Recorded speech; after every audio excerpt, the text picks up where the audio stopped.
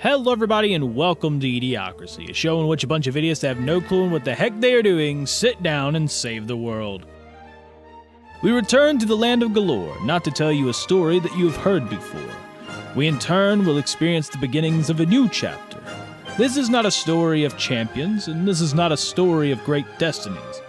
These are newbies who will probably die within the first month and be tossed out back to the rats. And even though they may go on great adventures and may have a few songs made after them, just remember, these are not heroes. These are the D-Ranks. Hello, and welcome to today's episode of D-Ranks, where a bunch of dummies who don't know how to play Pathfinder sit down and play Pathfinder or something and save the town. Heck yeah. Anyway, we're a little short on players today. Just a little. Just a little. So Just a little. starring in today's episode, we have Alex playing Storm. as Storm. Yep, and Cloud the Corgi as his companion, familiar. Yep, So, Corgi finally has a name. Wait, no, sorry. It had a name all along. Trust me. Trust us. And Aklor, the Hello. Goblin Barbarian. Yep. So, last we left our heroes, you guys had just come off of investigating a bunch of arsons in the area, found out who some of the perpetrators were, and then in the next episode had to fight against the brothers, because it was a whole group of brothers apparently that were summoning like hellhounds to cause a mess around town. And because you murdered off a couple of their brothers, the other brothers weren't happy, and they were like, "Yo, let's go murder these fools!" And like brought in like a bunch of skeletons and a couple of hellhounds and a leopard at some point. So The nasties. things got really hairy, really close. We almost lost Aklor there for a second, but it turned out to be all right in the end, just barely. I just pulled through. Yeah, just pulled through. So it's been about 2 weeks since that event at this point. We didn't finish off with downtime. I don't remember if we ever went over downtime, so if we want to get that out of the way really quick, we can go ahead and do Yeah, that. I think you just said like, hey, let's just discuss it like next session. Yeah. So as far as downtime, what activities do you guys have in mind? I guess Storm is gonna forage or Forage? foraging. And we'll say your foraging is used for to make a living as well. You can sell off what you don't need as far as because are you foraging or are you like trying to earn an income? I guess is what I earn an income. Yeah. Okay. Might as well. So, but you'll use your survival skill to do that. I'll say. Survival, gotcha. So Trained. And 17. 17. I didn't even tell you what the DC was gonna be yet. So now I gotta be like, oh well, the DC is gonna be. Let's see. Income. Just gotta get this table up again. Alright, so how much did you say? 17. And 17. I'm trained. Trained. Alright, so you'll get 3 silver pieces for each day. So 3 times 14 is like what? 21 times 2 or something like that. 3 times 14 is 42? Yeah, 42. So you earn 42 silver pieces over the course of the 2 weeks foraging and then selling off some whatever you find during that time. Aklor, what would you like to do during the 2 weeks of downtime that you have? I like to put the striking +1 from the hatchet into the mace. Oh, okay. What? You picked up a mace at some point, I guess. From the dwarf. The dwarf. Right, he had the, yeah, let me look up his stats really quick so I can see what he had specifically, so I can get that moved over. Creatures.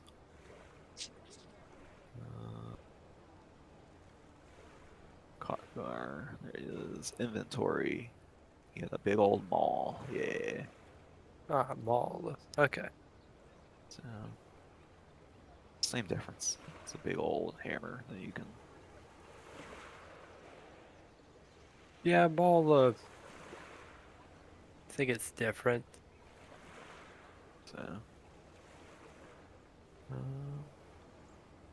mauls are massive war hammers that must be swung with two hands. Yeah. So, you would like to move the +1 striking. So there's two separate runes, but you would like to move that to the maul. Let me transferring runes real quick. See how long that's supposed to take. Transferring runes. There it is. You can transfer runes between two items. This uses the craft activity. You must be able to craft magical items. Can you craft magical items? I believe you can. Yep. I believe that's one part of your feats. Magical crafting.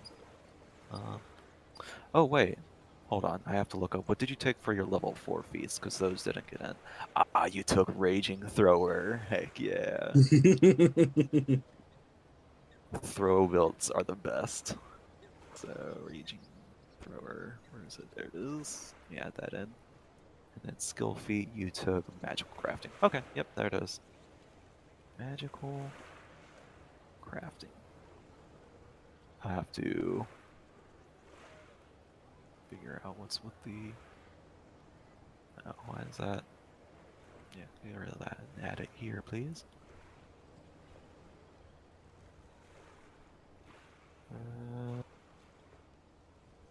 Why is it not showing up as an option? Yeah.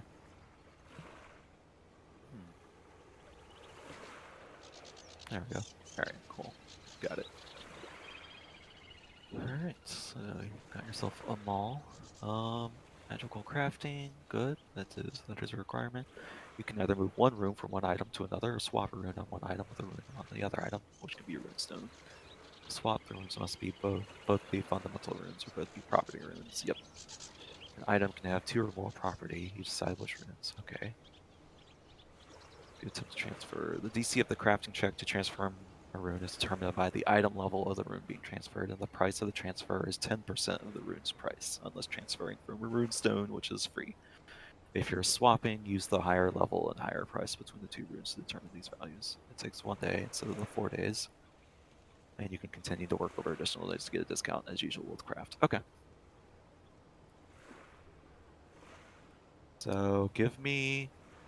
So let's see. Give me a crafting check against the DC of.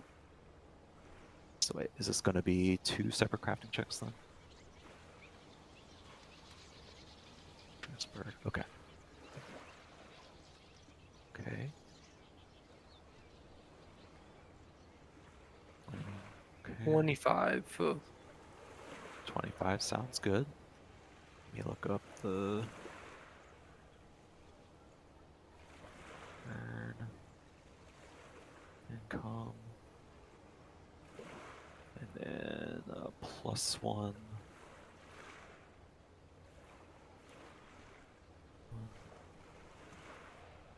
Potency.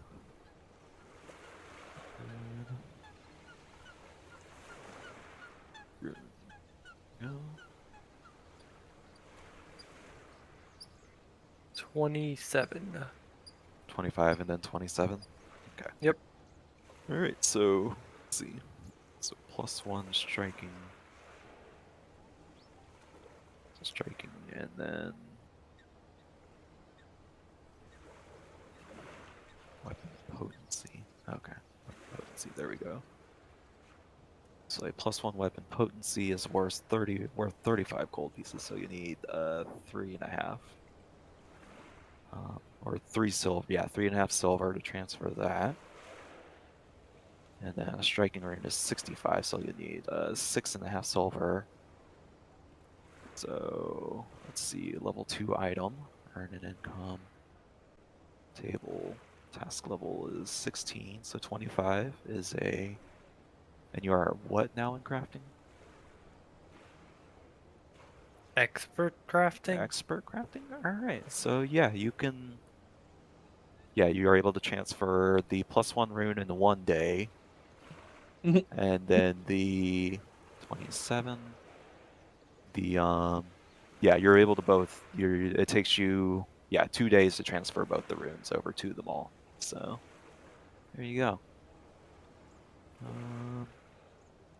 That away. And so yeah, on your character sheet over there, go ahead and just mark that. Change out the runes as needed so that they're properly set up. And I'll fix it on here as well. Normal hatchet, and now normal +1 striking. There you go. Cool. So that's 2 days. So you still have 12 more days of downtime after that. So what else would you like to do during those 12 days? Okay. Can I transfer the +1 on the dagger to my sling? Yeah, you can do that. So give me a crafting roll for that as well.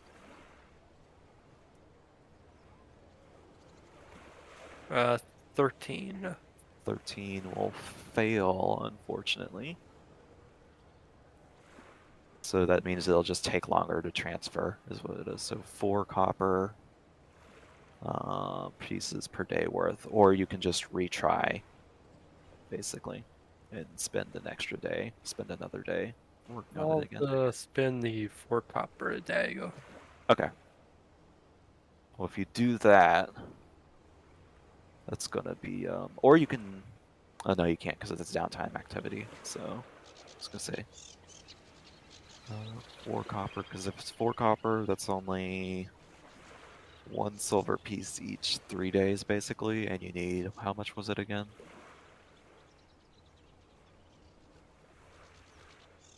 3.5 silver pieces divided by 0.4, so 3.5 divided by 0.4, come on, 3.5 divided by 0.4 is, it'll take you 9 days to transfer it, or you can just restart the process and I'll, hopefully not roll as low this time. I'll restart the process.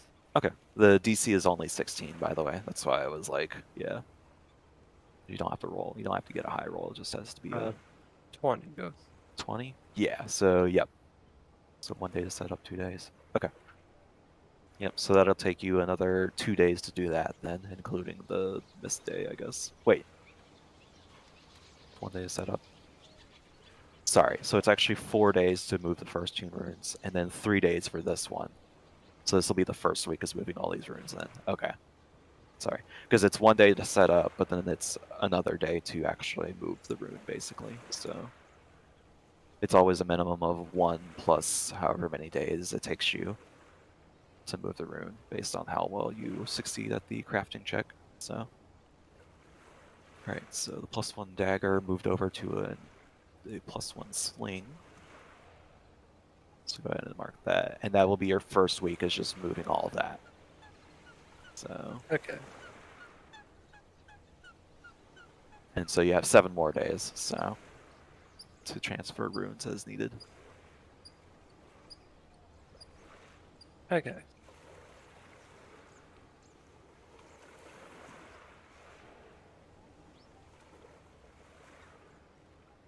Or earn an income, or whatever you want to do with the 7 days.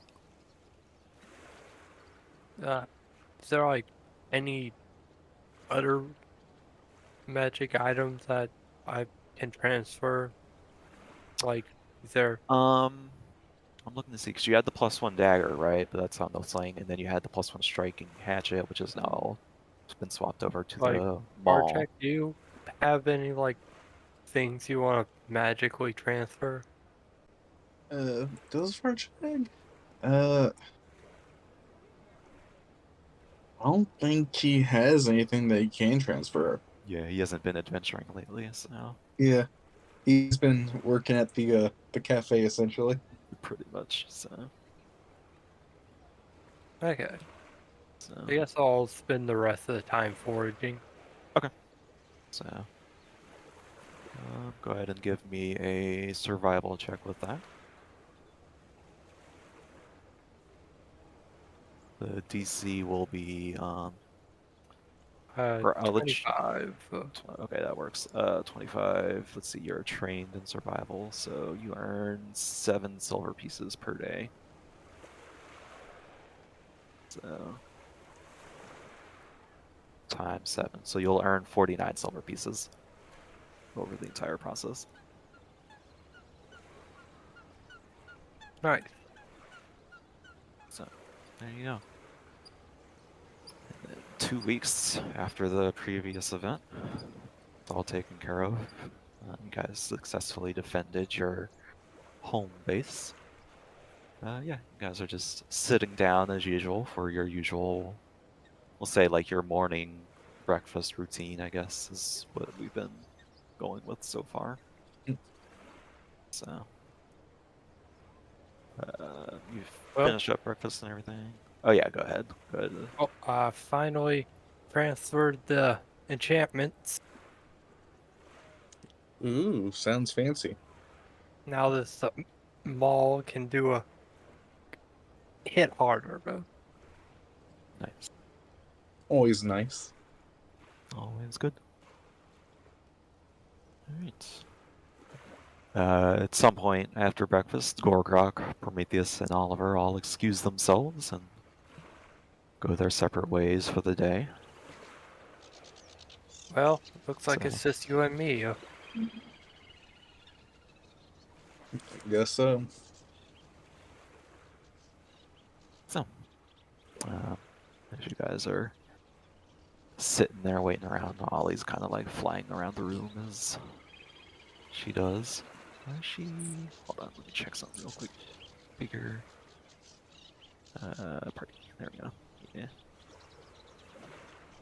Got it. Cool. So yeah. You guys are ready to get your day started, and you get a knock on the front door, as you usually do. I'll go check what's at the door. I wonder who And it is. it's the usual town messenger, the new one. They were able to find a replacement for Narala, so now they've got a new town messenger running around. Well, I don't know if that would be the same position. I think those would be separate positions, because Narala is more like a to the city and back, while this one's more just around town. So this is a different messenger who's been around the entire time. There we go. He like passes off the message. He's like, "Message for you, sir," and then he Thank you. spins off and runs away. I go back inside reading the message. Alright. And the message is from the town local librarian, from Vandy Banderdash, the librarian at the Dawnflower Library over on the eastern edge of Otari. She's not a librarian, she's the head priestess of that thing.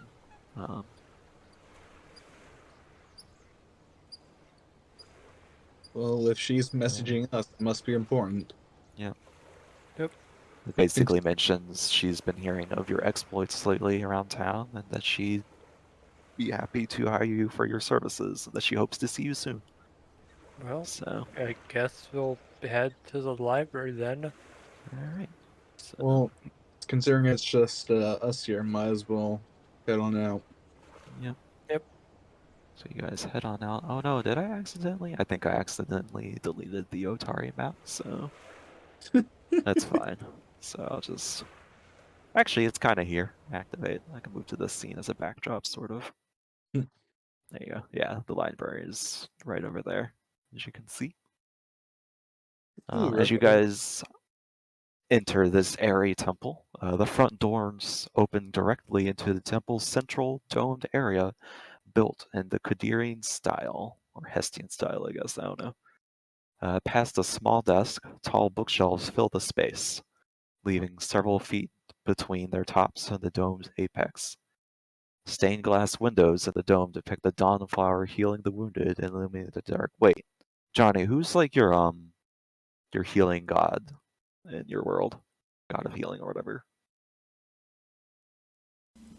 I don't have one specifically for that. Make it up. Oh, okay. who would like the? You sent this to me, didn't you? Like your god of light or whatever, or the closest equivalent. There's the god of the life cycle, which is Hestia, which is like life and death. Oh, okay. Yeah. So this would be okay. Yeah, that would fit. So this is the Hestian library then. So Hestia is the name of the god then, or Yeah. okay. The city's named after Hestia. Got it. Or is it the other way around? The god was named after the city.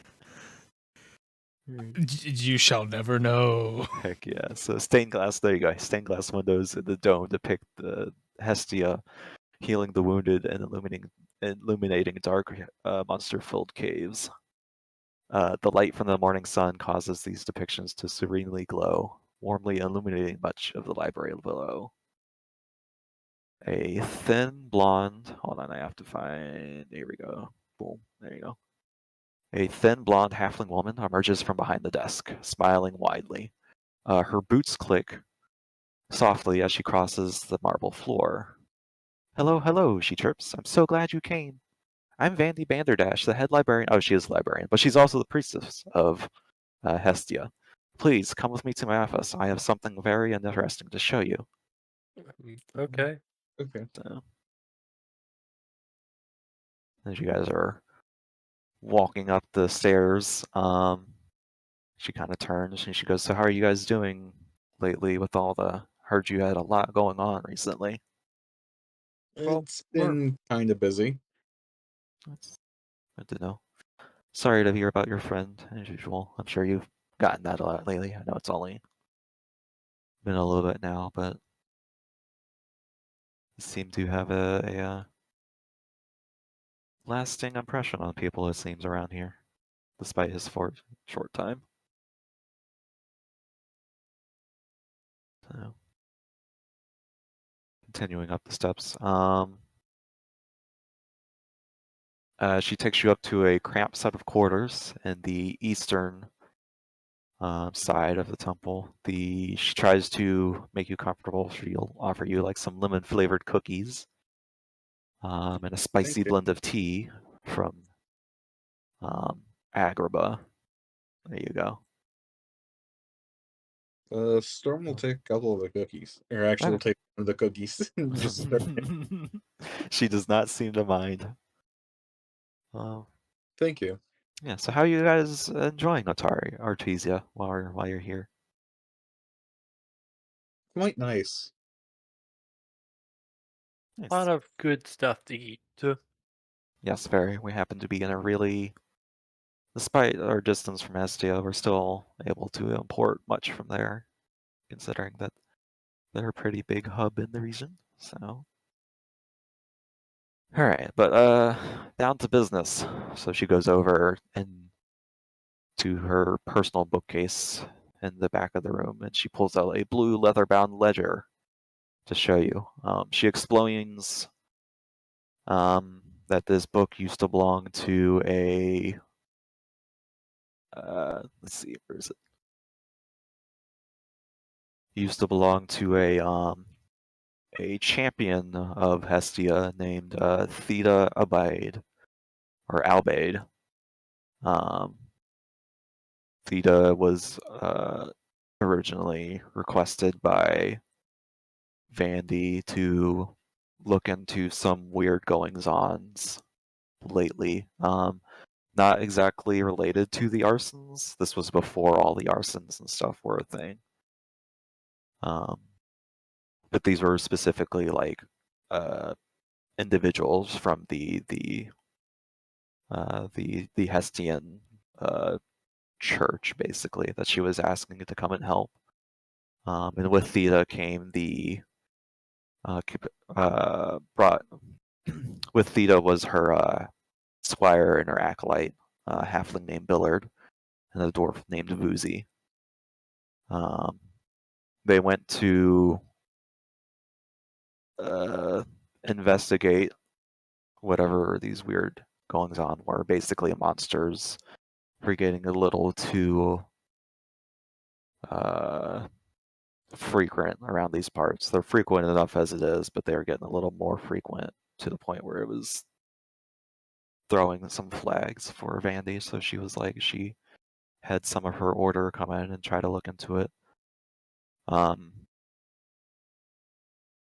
see. Yeah, so this ledger here is a copy of the champion Theta's notes on the investigations of the findings that were going on. There was something about a cult in the area. As far as well known or not, it seems they were just a local, very localized, but very, what's the word? Influential on the goings of ons. This particular account that she flips the book to details how they captured a kobold who was a cultist as part of this cult, and driven to repent by the admonishments from Theta, the cultists detailed the location of their lair, which they called the Scar, and warned Theta's group about the terrifying illusions that cloaked the area, saying that only those blessed with three-eyed sight can pass safely. The kobold also mentions the test of the 5 beasts, something about the test of the 5 beasts, and on a later page, as Vandy flips through, Theta notes that she discovered the laws of the 5 beasts in an obscure religious text, copying them into their entirety. These laws, as written, are 3. 1. Only one beast shall be placed in each pen. 2. No beast wishes to see another beast by looking directly north or directly east. And 3. 2 beasts shall not be in pens that touch, lest they come to blows. Yeah. Okay, I feel like I need to write that down. Which probably should, yes. Or Uh, remember it's a thing, and then when it comes up, be like, hey, that's that thing, because I can always just read it back if you need it. So. let's go do a sticky note if I can. All right.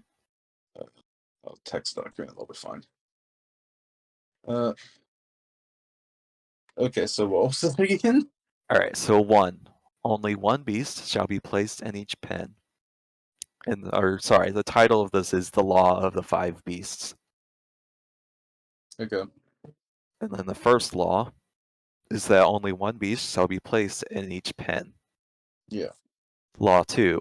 No beast wishes to see another beast, either by looking directly north or directly east. So north or east? Yep. And then 3. 2 beasts shall not be in pens that touch, lest they come to blows.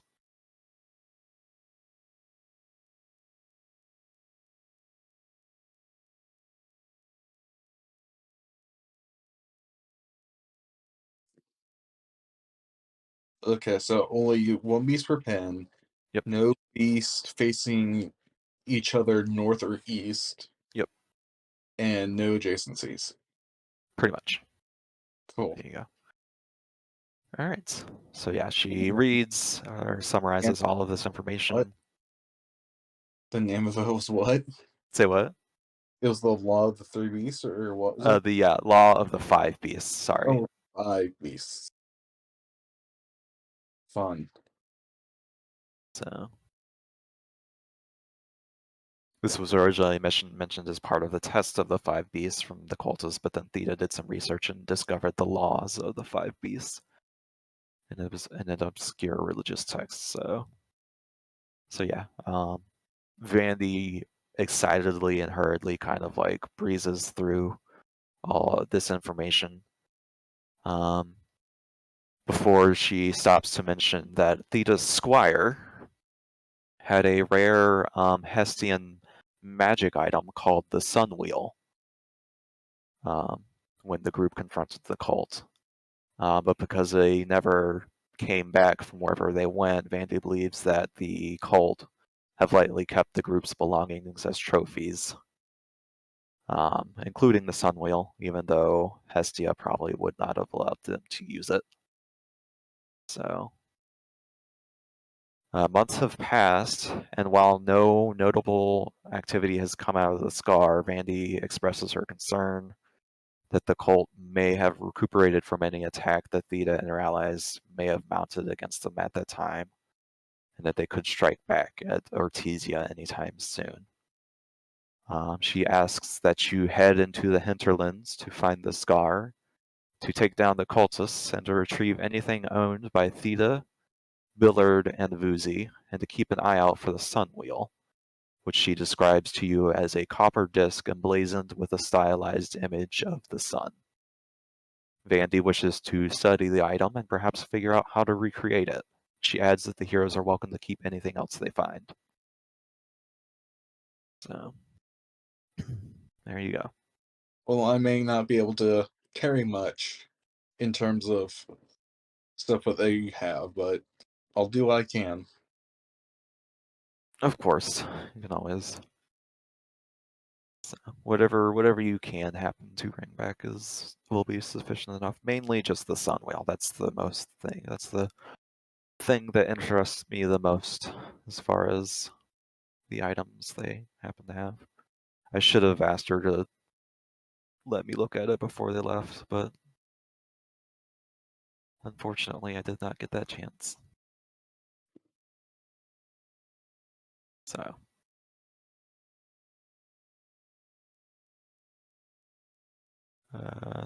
Okay, so the notes do mention where the scar can generally be, the general area the scar can be found in. So following those notes, as you guys prepare to take your leave, do you guys get any preparations before you leave, like acquire any items you may think you might need, or? Probably some health potions. All right. So health Uh, potions.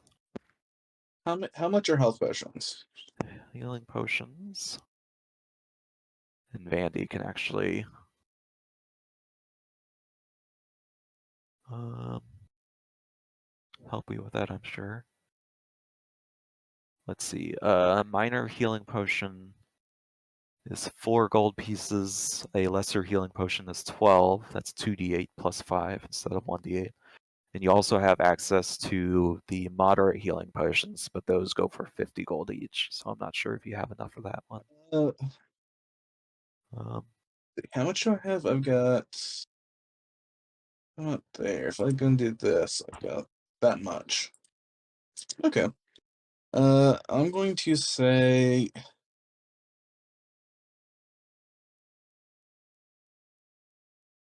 Okay, I'm gonna spend, I think, 20 gold here. I'm Okay. gonna do a 1 lesser and then 2 minors. Okay. 2 Yep. Go ahead and do that.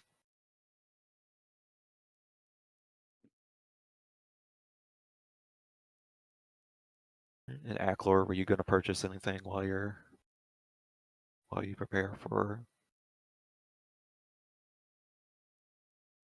Let's see. I'll get a spare water skin. Okay. Easy enough.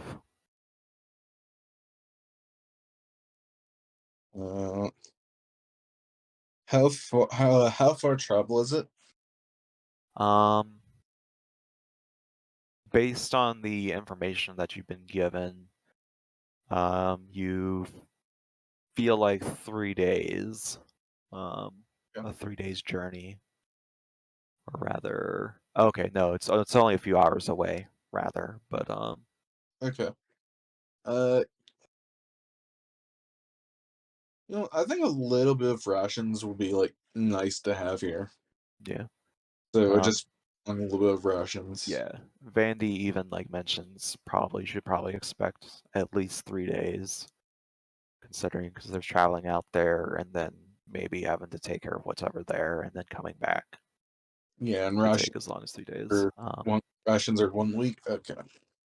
So I'd say like 2, maybe 3 rations should be fine. Okay. Yep.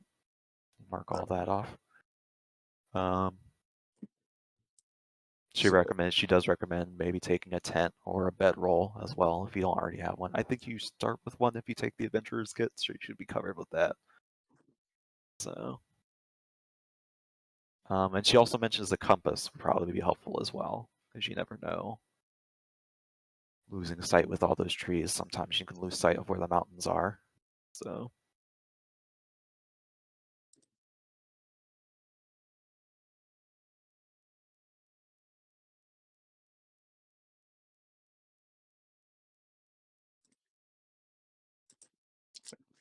Uh, yeah. Are you gonna have here? Well, so are you gonna have the compass, or actually, you should probably have the compass, Aglor. That way, it's not an itty bitty compass. Oh, you want me to have the compass? Yep. Okay.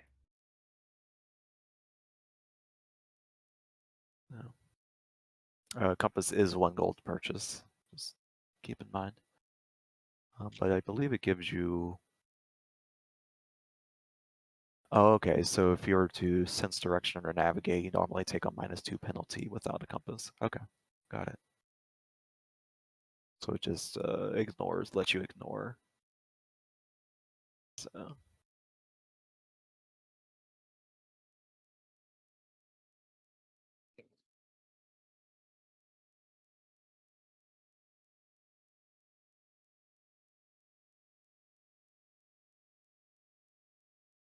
All right. And then once you guys are all ready and set to go, let me know. We can continue on this journey. I think I'm ready. I've got a couple of rations. Got the healing potions. Got my corgi. Nice. I'd say I'm ready. All right. What about you?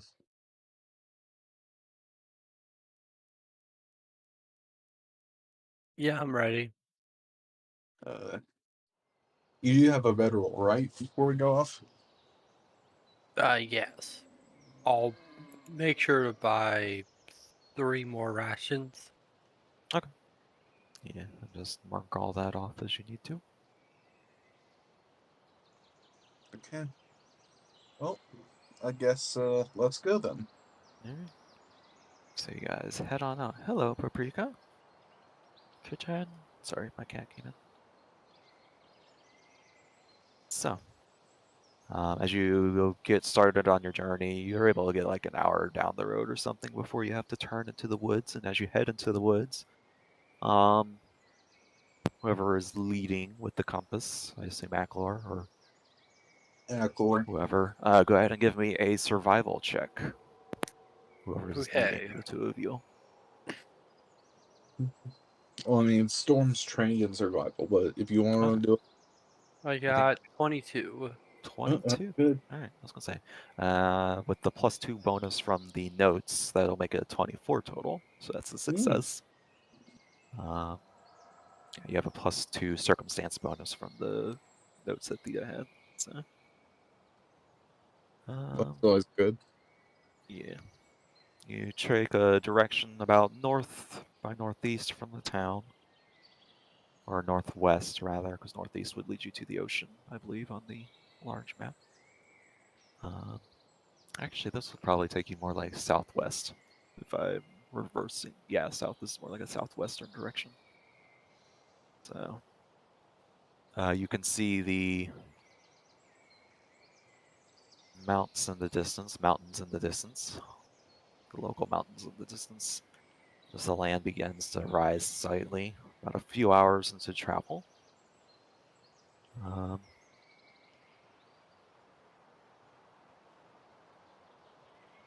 If you guys would like to investigate, one of you can give me a nature check to recall any important landmarks in the area.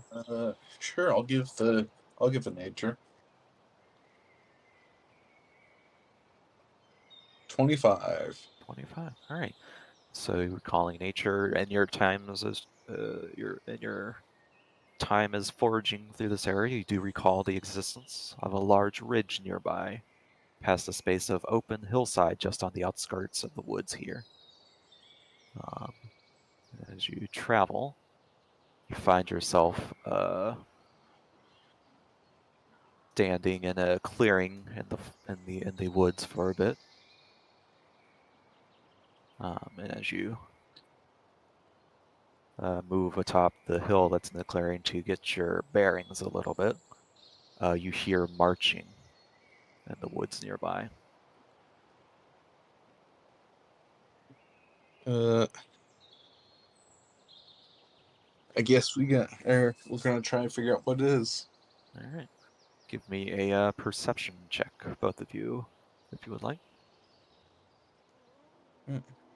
Not one. Oof.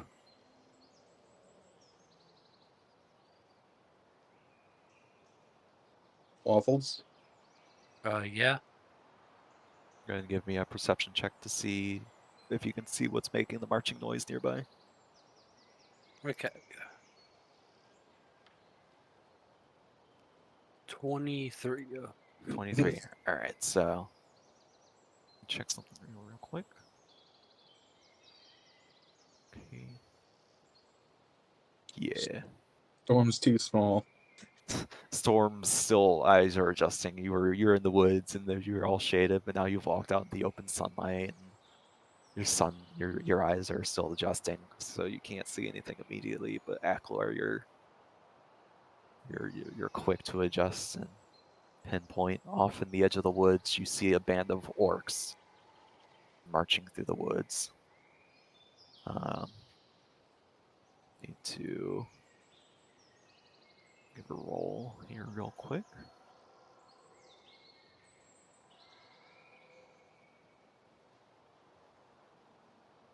Okay. Band of orcs. Let's see if they're friendly. Um, as you say that, you see one of the orcs glance over in your direction, like look away, and then look back again as it spots you guys atop the hill.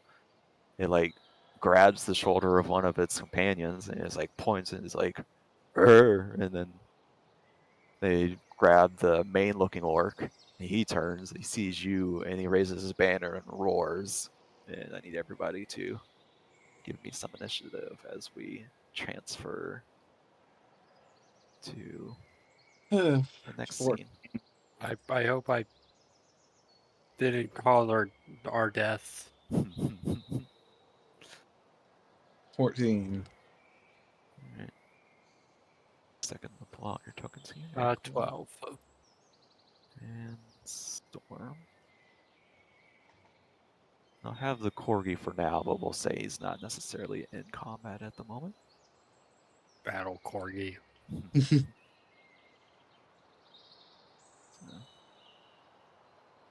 for one update. There we go.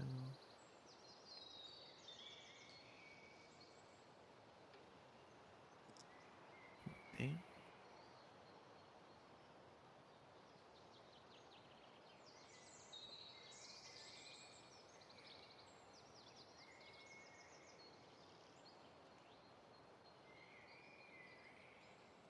All right.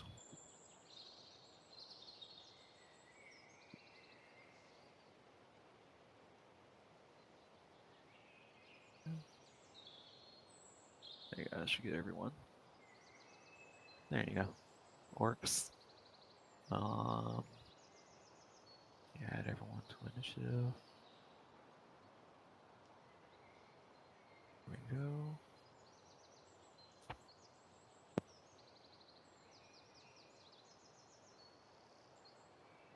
And then Storm, you said you had how much? 14. 14. All right. And then Aklor. How much did you say you rolled for your initiative? 12. All right. Cool. Yeah, I'll say you guys are over here for now. Let's start. Let me. There we go. All right.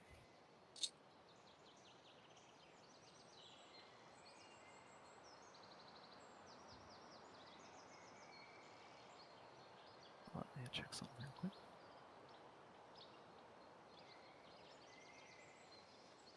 That's weird. Alright. Johnny, you might have to reload the stream for real quick. Or hold on, let me do it this way. There we go.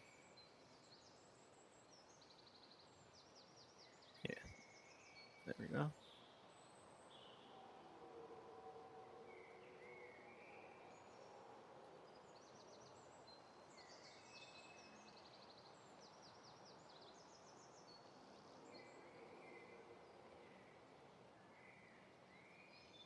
Alright, there you go. Okay, that's all set up now. Alright. And starting combat.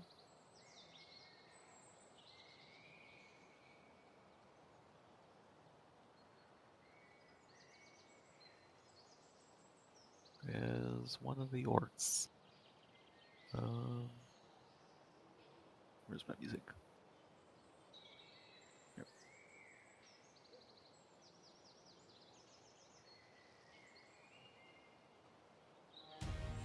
Okay.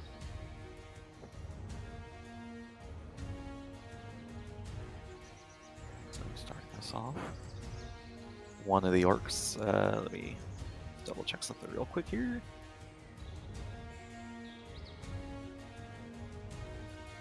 Nice.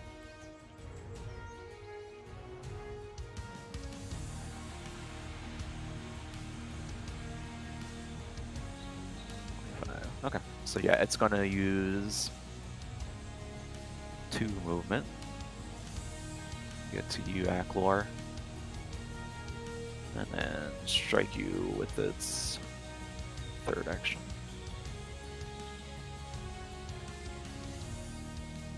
Which will miss. And the next orc will go.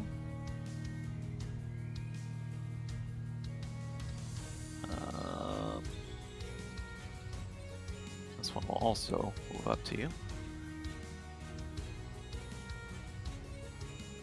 Strike. That's gonna be a critical.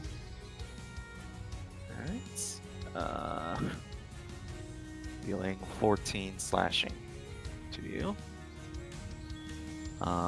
I will give you... So something I'm gonna start doing is if someone hits you with a natural 20 or you roll a natural 1, you get a hero point up to the maximum of 3. So if you are missing a hero point, you can add 1 to your pool. That's to balance out the feel bad moments of, oh no, they crit me. So, but it's only if they roll a natural 20 or you roll a natural 1. So if you still crit fail, but it's neither of those, then it's just tough luck. So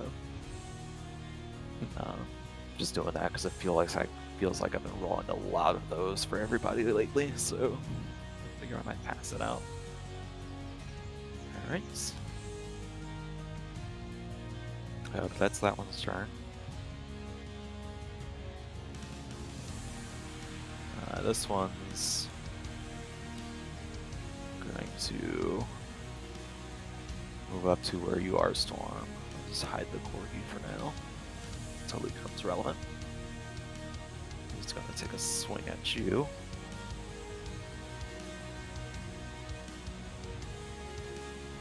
Yeah, see, that's what I'm talking about. That's the same exact literal roll. Bruh. Alright, well. Good thing you got healing spells. What's the damage? 14.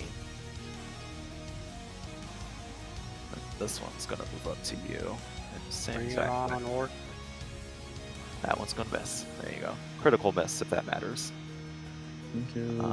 Let's go. Now that's the war party's turn. I'm going to roll something really quick here for you guys. Give me a second. Abilities, society.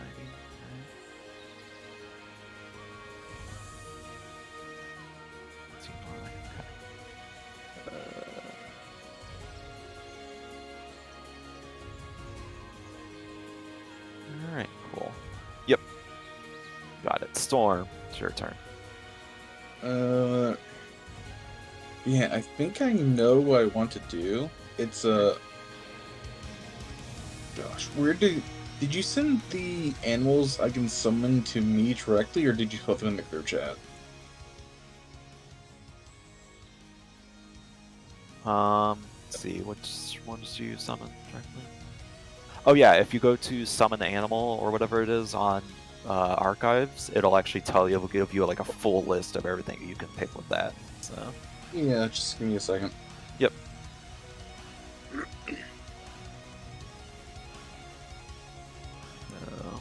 Ooh. Let's see, summon. I've summoned animals. This is what's it heightened to? It is +1. Yeah. Summon animal, so it's a level 2 spell, yes. So So you can, or yeah, so you can summon level 1 animals. uh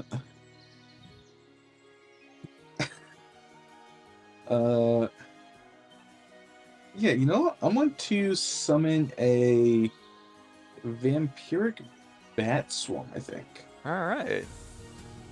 Yeah, might as well. Vampire bat swarm. Okay.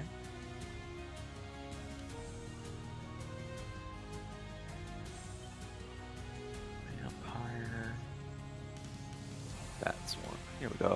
Where do you summon it? I'm going to summon it 30 feet. Okay. yeah, I'm gonna summon it in the little spot there between like the three of them. 23 rooms. So right here then. Yeah. All right. Cool. So this is where. Oh, nice. So wait, like right here or like right here? Either is fine. Either is Because fine. I believe, because it's a swarm, I believe it can enter or. Yeah, let's just summon it there then. Let's go. So let me check something here real quick. I believe swarms can enter other creature spaces is how they work. 7 inches, yeah, okay. Swarm. A swarm is a mass or cloud of creatures that functions as one monster's size in the industry. It gives it the size of the entire mass, though for most swarms, the individual creatures that make up tiny occupy the same space as other creatures. Yep, must do so in order to use its damaging attack. There you go. Not a lot. However, as you cast the spell, it does require a manipulate because of material components.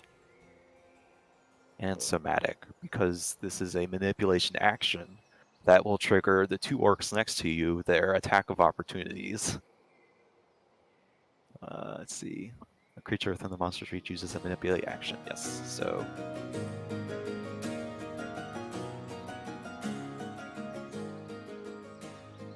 So, you have this information. I rolled recall knowledge to see if you realized this or not, but unfortunately you guys rolled low, so you did not know about their attacks of opportunities. Fun. So that one will hit you for 7. So 7 damage. The other one will miss. Okay.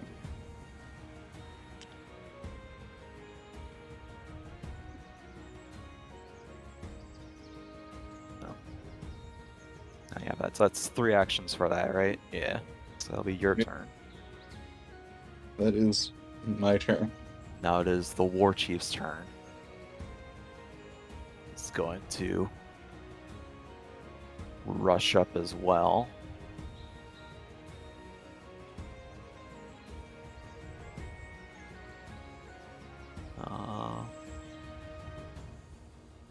Looking at you, Aklor, he's going to... actually, that's 2 actions to do that, so he's not going to rush at you. He's going to rush in the direction of the vampire bats, though, that have just appeared. And then he's going to give a battle cry and just mightily roar. And he's going to give himself and all his allies a +1 status bonus to all of their attack and damage rolls until the start of his next turn. Oh, fun. So...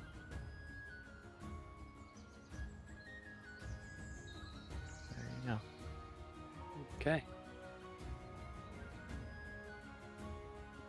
And that's going to be his entire turn. As Aklor You're now ready to deal some Yeah. damage. Okay, Maul, don't fail me now. Don't fail me. Yeah. I attack the guy above me with my Maul. Alright. So, you know what? Keep forgetting to do this every time.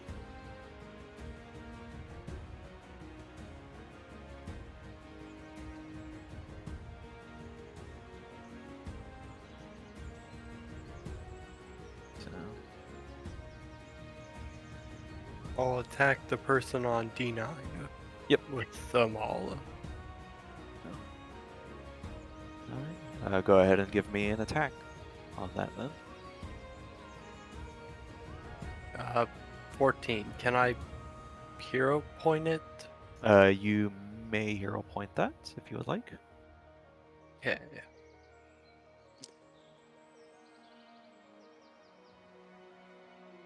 17. To hit, that'll hit. Go ahead and roll damage. Okay. That'll be 14 damage. You crush his skull right in where he stands. Dang. Way to go. Now I'll go for the one on E10. Alright. E10. Alright, so this one, go for it. That is 15. 15. That'll just miss. Would you like to hero point that Sure. as but well? Oh wait, that's your that's your map though. That's why that missed. So 23. 23 will also hit. Go ahead and roll damage. 14. 14. That will also.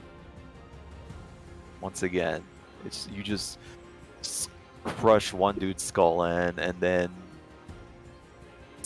on the downswing, you trip the other guy and then smash him in the face. I used my last action to point at the leader in challenge. Okay. Let me look that up. Is that a ability you have? I assume? I'm not sure. I'm just like, Oh, you're just trying to call him out. Yeah. Give me. You know what? I'll say that's a demoralize action to intimidate him. So give me an intimidation check, okay. and I'll say 22. 22 versus their.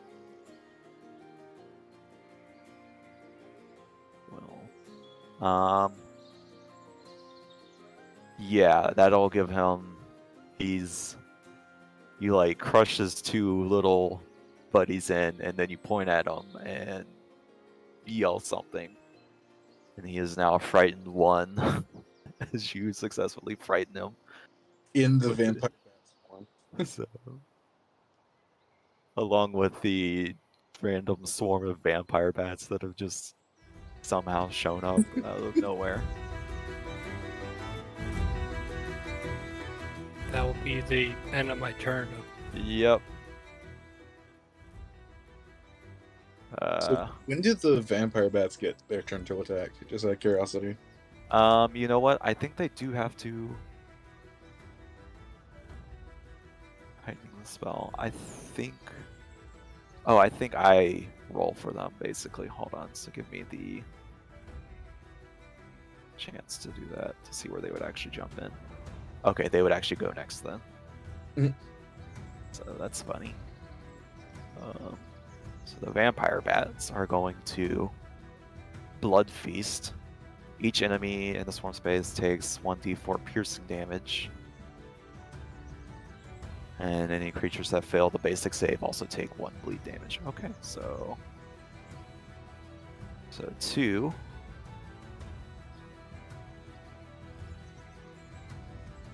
Damage.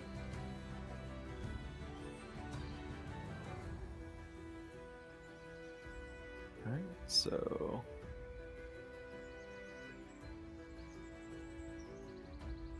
Okay, so one of them is saved. What happens if I put it out like that? Nah, it doesn't fix anything. Alright, so the one next to Aklor saves, so he's only going to take 1 piercing damage. The other one fails, so he's going to take the 2 piercing damage and then also 1 bleed damage. So, okay. Is persistent bleed. It is persistent, so it'll happen at the end of his turn, is what it works, how that works. But yes. Mm-hmm. And the bat storm gets the 3 actions, or is it just the 1? That's just 1 action, so... And that's not like an attack or anything, it just does that for free. Oh, that's fun. So yeah, it's gonna do that twice more. Swarm money. Oh, okay, I see. That's just a ability they have. Alright, so yep. So once again. And repeat. Alright, so now the other one fails. It takes 2. They just switched. Yeah, pretty much.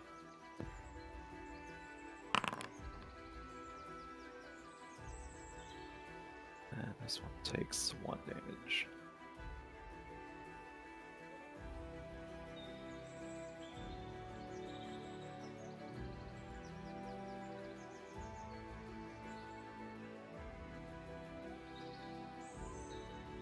And then once more. Okay. What happens? Hold on, do I have to do it like this?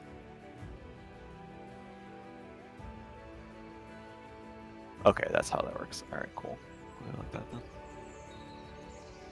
Alright, and then they both have to give me a... They both fail this time, so they'll both take a normal 1 damage. And then... Does bleed stack? That's a good question. Give me a second. Does Persistent stack? damage. Rules. This condition that causes damage. Unlike normal damage, when you're subject, you don't take it right away instead. Oh, okay. That's not the full condition. That's what I'm looking for. Effects like pacifier, yeah. Resistant type, yep. Just take it immediately. You take it at the end of each of your turns. See. Multiple persistent. You can simultaneously affect by multiple persistent damage so long as they have different damage types. If you gain more than one with the same damage type, the higher amount overrides the lower amount. The damage you take from persistent damage occurs all at once. Suppose something triggers when you take damage. Okay, so they have bleed twice now, but they only take 1. But now they have to survive bleed twice, basically. Okay, cool. Okay. So it's like bleed 2, but they still only take the 1 damage. You would gain more than 1.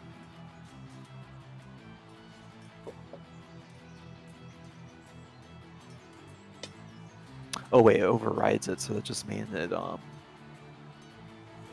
okay, so if they were to take... Never mind, so it doesn't add 2 instances of bleeding 1, it's just... It resets the instance, basically.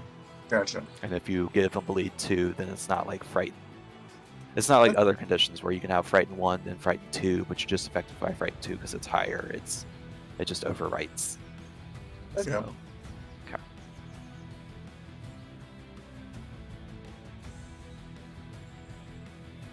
Okay, that's good to know. If you have different types of persistent damage while you're dying, you only trigger dying once for persistent damage rather than once for each type. Cool, good to know. So that would be broken.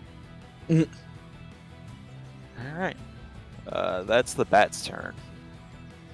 The orcs are then going to just turn on the bats that they're engulfed by. Actually, they're going to step out first. So that's a terrible place to be in.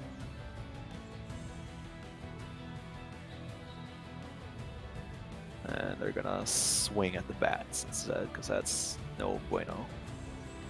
Oh, sorry, they don't move at the same time. They have separate initiatives. So this one will move out first and then swing at the bats.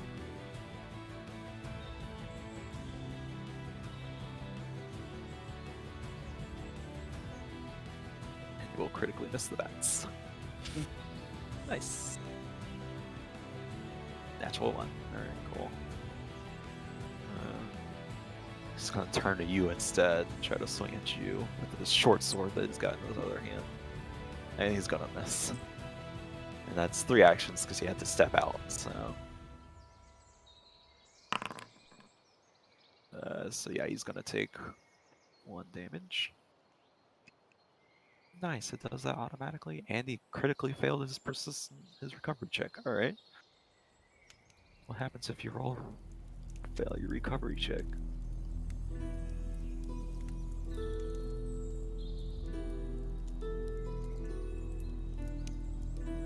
You keep the bleed. Or you keep the persistent damage.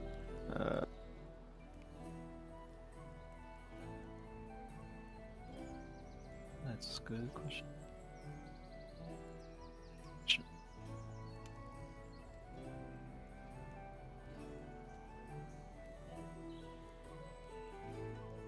Oh, okay, it doesn't say anything happens on a crit fail. I was just curious.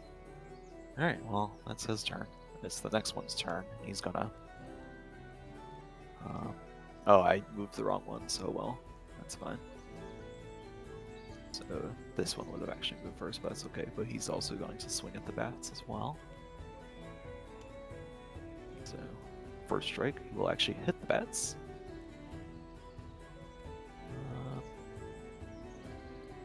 Then he will, seeing he got a success, he will use a second strike to slash them again and miss. What damage type is it? Slashing. And don't worry, I'm tracking all of that for you. You don't have to worry about that. You basically summon in an NPC to come in and help you. Is the way it works. So you don't have to track all that. So. The reason it's not broken is you only get 1 creature instead of 8. Yeah. Because that was always fun. 8 Right, separate. storm, and then that one also takes 1. Nice. Fails his. Cool. Cool. I love that it does that automatically. Nice. What, the persistent damage? Yeah, it's automated now.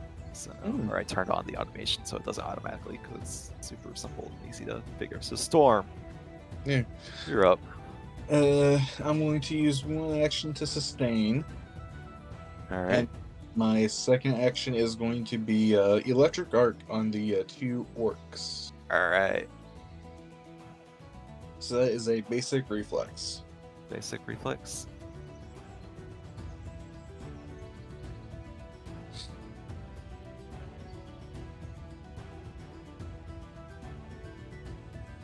To do it this way.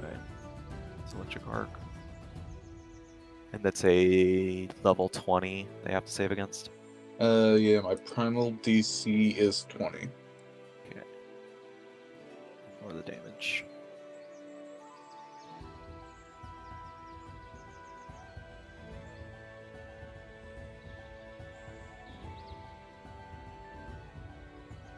Alright, they both critically fail. Yeah, so... Yeah, so 2d4, I rolled a 9, or I got 9 total, so... So 9 Double. total. So doubled is 18. Yeah. Yeah. I mean, 9 would have done them in, but yeah. That's a great way to go. They're just ash. They become ash. Yep. Alright, I gotta disable whatever's making them automatically dying, so. Alright. That'll be your turn. And Yep. the Orc War Chief is gonna like see you guys just demolish his entire group. And he's gonna drop his axe or his weapon or his club or whatever he's got. He's gonna like fall on his knees, throw his hands in the air, and be like, I surrender, please, no! I don't want to end up like those poor fools. Aklor, it is your turn. Okay. I guess I'll go up to him and kick his weapon to the side. All right. Mm. I'll say that's an action to do that. So 1 action left. Guess I'll.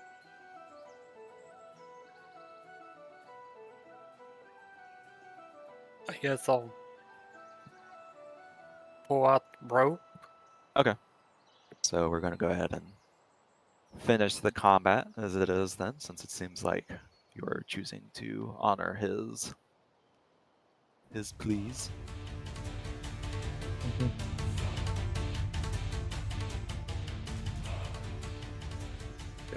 Uh, Alright. So you guys will get 80 experience from this encounter. Or I Alright. think it's 80. Hold on, let me actually check just to make sure. So let's see. 1 and 0, 0, 0. Okay.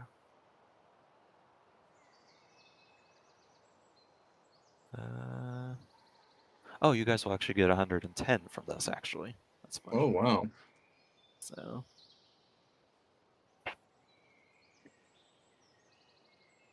Is that right? Hold on. Right. Yeah, 2 players at level 4 versus. Yeah, 110. Okay. Works for me. well, I guess after I die up the leader, what do you want to do, Storm? What do you think we should do with him?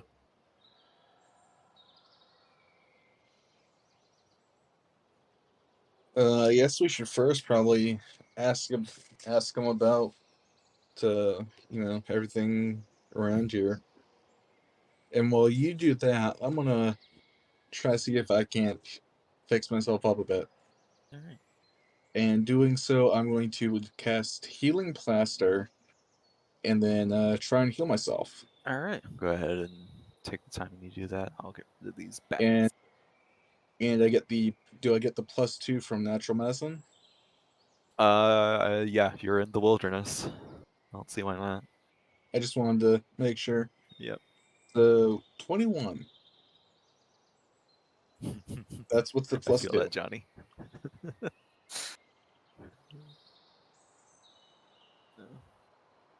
right. 21 to succeed. All right. That's another good point. You're expert now at healing or something? Let's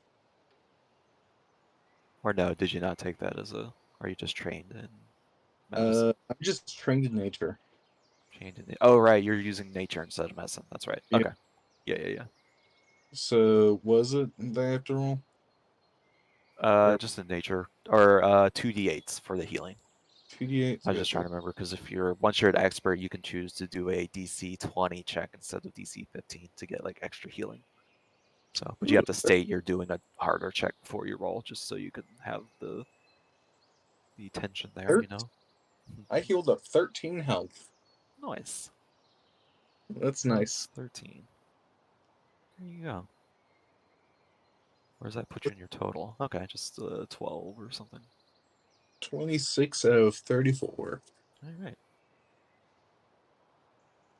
Shoot, even with those crits, you guys are still all right. Good to know. I like that. So. Anyway, so while I'm healing up, Akor, you're interrogating the guy. Yep. So, All right. who are you? I'm just the war chief, or I was until you took out my party. Now I'm just a war, no chief. That is sad. So, what can you tell me about this area? Not much going on here. We were here because we were invited to go to this place called the Scar by some dudes, and they were like, "Yeah, you should join us," and we were like, "Cool," because screw society. But we couldn't find the stupid place, and we found you guys instead. So we were like, you know what? Let's vent our frustration out on these guys. But then you kicked our butts, and now we're just staying here. So yeah. I see you. Hey, Storm, can I speak to you a moment on, like, D9?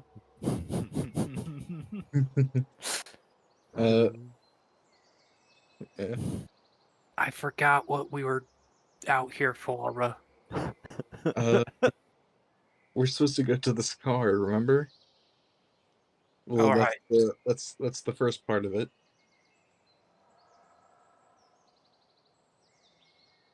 okay. And is that where this orc is heading? You're the one that's interrogating him. I'm just trying to heal myself.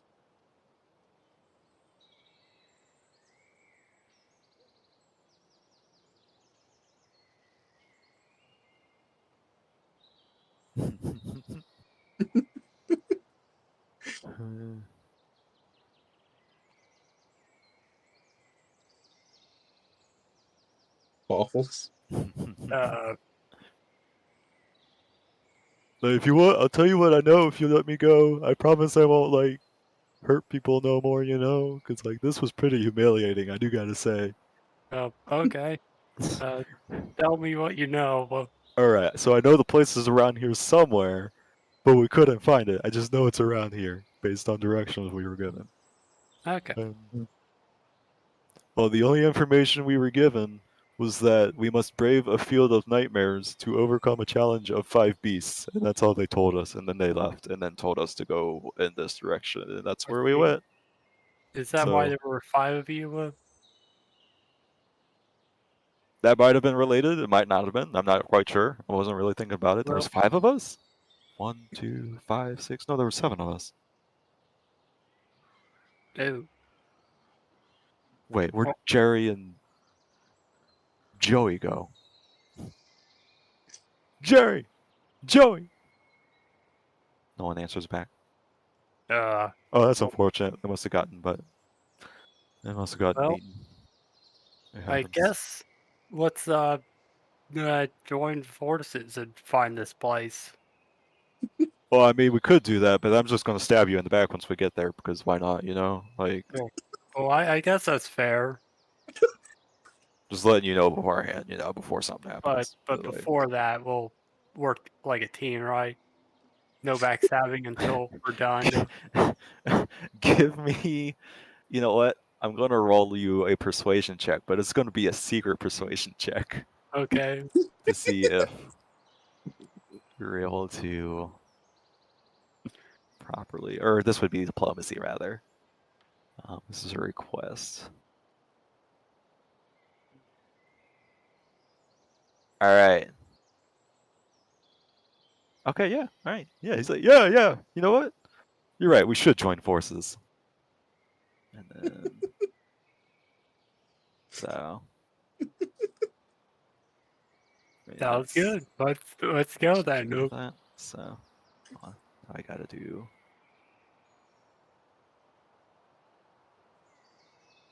Uh,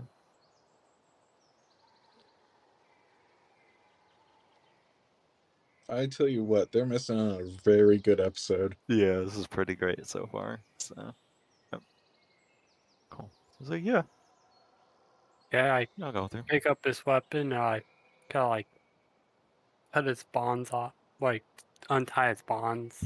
All right. Yeah, yeah. Well, here you go. Yep. Thanks. I'll probably be needing that later. Yep, for whatever we find there. Right. So, do you guys have any idea where this place is? Because man, we've been marching around all day and couldn't find it. Uh, we're here uh to look for it as well, but mainly to bring back some possessions of people. Oh, I Uh, see. You got some. yeah, and as far as we know, it's around here somewhere as well. Oh, okay. Well, I'll let you guys take the lead on this then. Tell you what, we Okay. haven't been in this direction yet, and he kind of like points in the northwards direction. So maybe that's got something to do with it. Who knows? Well, we were coming from the south there, so So I guess might as well Yeah. keep going then. Yeah, might as well go north then. All right. Cool. So, as you guys continue traveling forth, um, or before you start traveling, he's actually going to go over to his now dead buddies and kind of like filter through like their packs and stuff, and he's going to grab a bunch of coinage and be like, it's mine now. He's going to pocket it real quick. Wait, yep, I'm ready to go now. Follow me this way. Or you lead, rather, since, you know, I can't find the stupid place. Okay. I'll lead you. All right. You're the one with the compass. Yep, you're the one with the compass. So you start leading, and eventually,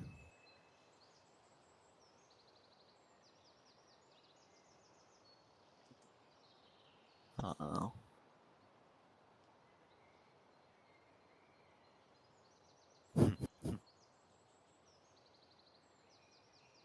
Right. You guys start traveling in the northern direction. Um, well, after about like a minute or so, just a minute or so of travel, you notice that the landscape begins to shift and change around you. From where you begin, you notice ahead of you is there's a ridge that you remembered.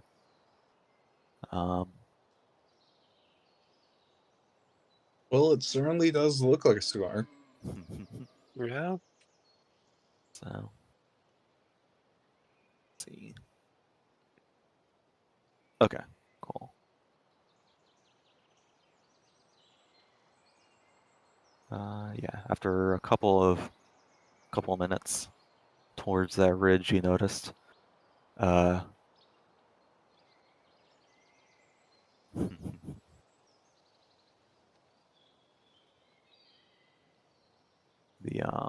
The terrain begins to slowly transform in front of your eyes until it no longer resembles a bright green, happily lit forest, and now shifts and becomes twisted Okay. and marred, like I the know this might be scarred obvious, landscape but of the wastes. What was that, Waffles? oh, it might be obvious, but be on your guard. So, So, do I know? Would I have any knowledge about this? Is it swampy? Other than what? not swampy, but as you're looking around, as these as the images, as the landscape starts to shift, you guys both realize the land itself isn't shifting. It's some sort of an illusion that's starting to take hold over your minds. As you enter what you now presume to be the previously mentioned nightmare terrain, or whatever I happen to refer to it as. Storm? What's going on? Oh no. Is it the mushrooms I ate?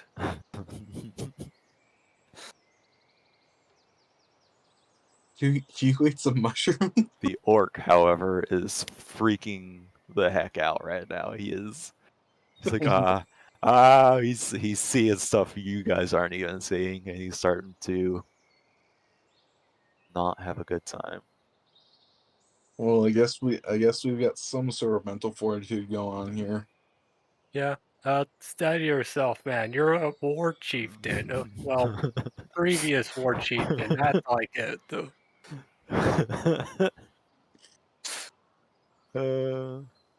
Give me a give me a persuasion roll, or a diplomacy check, just to see how well you're able to dissuade him. 6. Not 6. very good. It's not working at all. He's too dealing with it. So I need you guys to give me will saving throws as the terrain, yeah. Oh, even with a high, oh boy. Dirty 20. 30, Uh, 20, 16. 16. All right, both of those fail. Oof. So everyone who has failed is now frightened too. So, um, one action. Okay. Oh gosh. As the illusions start to shift into the stuff of that you'd rather not dream of.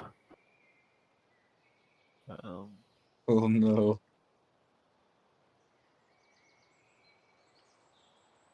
all right. So how does this? Getting real bad over here. Cool.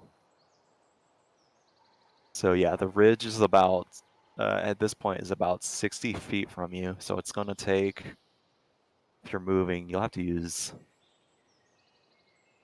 movement, but to get through it. Okay. At least we're getting closer. Yeah. Because you did realize it is some sort of an illusion, you can attempt to make 3 separate arcana, nature, occultism, or religion checks in order to disrupt the magic. Or if you have the disrupt magic spell, you can, or dispel magic spell, you can cast that if you happen to have that. Yeah, I don't have the spell. You got this. I can do the Arcana check. Okay. Yeah. I'm an expert in Arcana, so. Heck yeah. So give me 3 separate Oh, arcana checks. there's recall knowledge, borrow an arcane spell, decipher writing, identify magic, and learn a spell. Ooh, Okay. Yeah. Oh yeah, that's stuff you can do with that. Yep. yeah. I guess Okay. just roll. Yep. Just give me a roll. 22. 22. All right. Give me a second roll. Do a second roll. Gotcha. 22 is 1 success. 11. 11 is a failure, unfortunately. Can I hero point that? You may hero point that. 24. 24. That is also a success. So 1 more check. And then a nat 1. You may also hero point that, Yeah, I'm gonna hero point that as well. or keep it and gain a hero point. Actually, you know what? I'll go with it, or I'll hero point it. Okay. Yeah. 25. 25. All Nice. right. So Storm, describe how you, or if you would like to, you can describe how you are able to temporarily disrupt the magic so it does not Uh, affect you and your current comrades. or affecting everyone? Yes, it's affecting everyone, but you can Uh, use Arcana to temporarily disrupt it. okay. Uh, I cast produce flame to like just kind of like singe everyone to like get them to like think. You know, it's like a Yeah, like, yeah, trying to wake up their brains so that yeah, they're seeing reality. Yeah, yeah. gotcha. I do that with like produce flame. Heck yeah, So it's just like a little bit of like a nip with the flame. nice. I'll say that works. And that will remove, I'll go ahead and remove the frightened condition because eventually that wears off anyway. So So we remove the frightened condition. yeah, you can wipe that off for now. Okay. As the visions begin to fade away for now. As you make your way to the front of this ridge. For that, is there experience? Do you guys get experience for that? Complex. Yeah, you technically would get experience for that, right? Give me a second. I guess technically it's a trap. Technically. Yeah, you guys get 80 experience for that. Why not? So, there you go. Let's go. Heck yeah.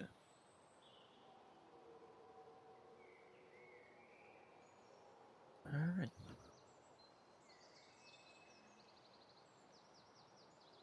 So now that you've made your way through the nightmare terrain illusion, which you recognize to be an illusion, you find themselves standing at the bottom of what looks to be about like a 40-foot tall ridge, somewhere 40, 50-foot tall ridge.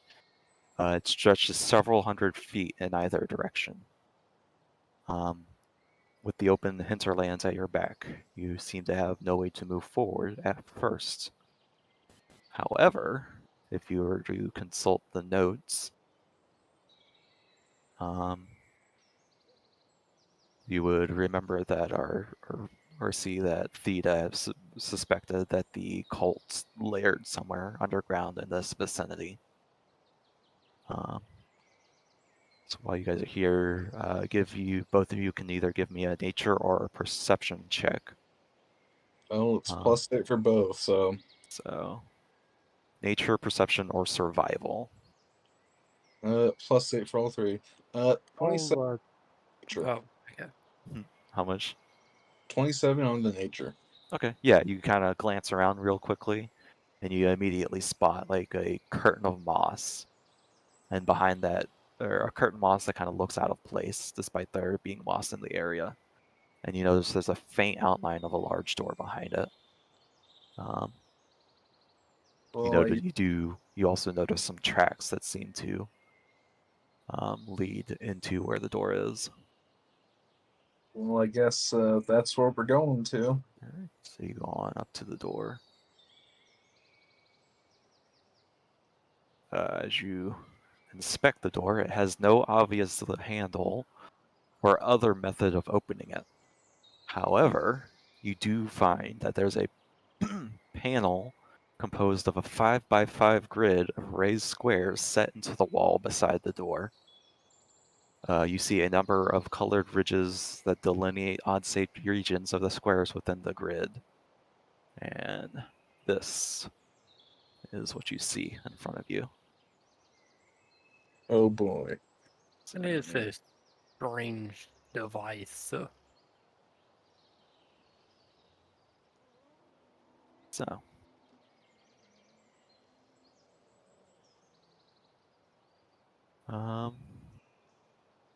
yeah, here you go. Okay. If you try to mess with the panel, you notice that each square can be pushed in with a satisfying click, but it doesn't seem to like stop you from pressing any particular combination that you come up with. When you press the square a second time, it releases. And do either of you know Abyssal? No, what? A missile? Abyssal. Abyssal? Yeah. I don't think so. Okay.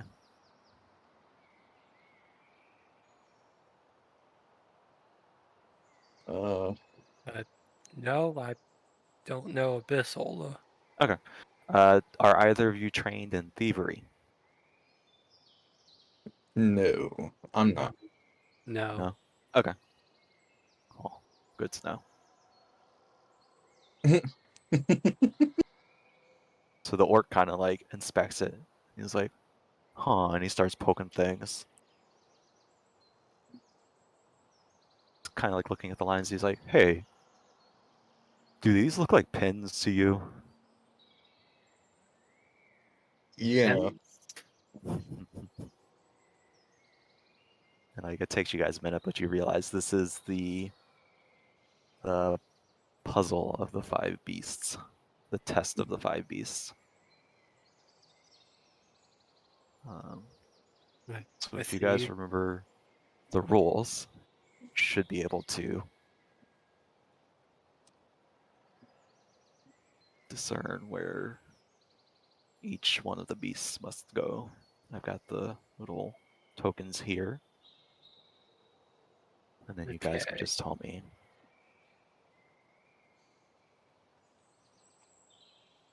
Okay.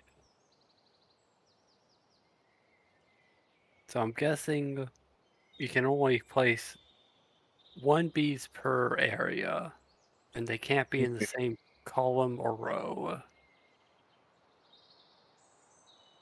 So it's a good start. So I'll go ahead and move one to each pin. It's not necessarily where it goes, but just to get you started. Mm-hmm. So there you go. You want to give it a shot first, or me? Well, I guess I'll move one piece. I'll Mhm. move the piece in C2 to um, E2. All right.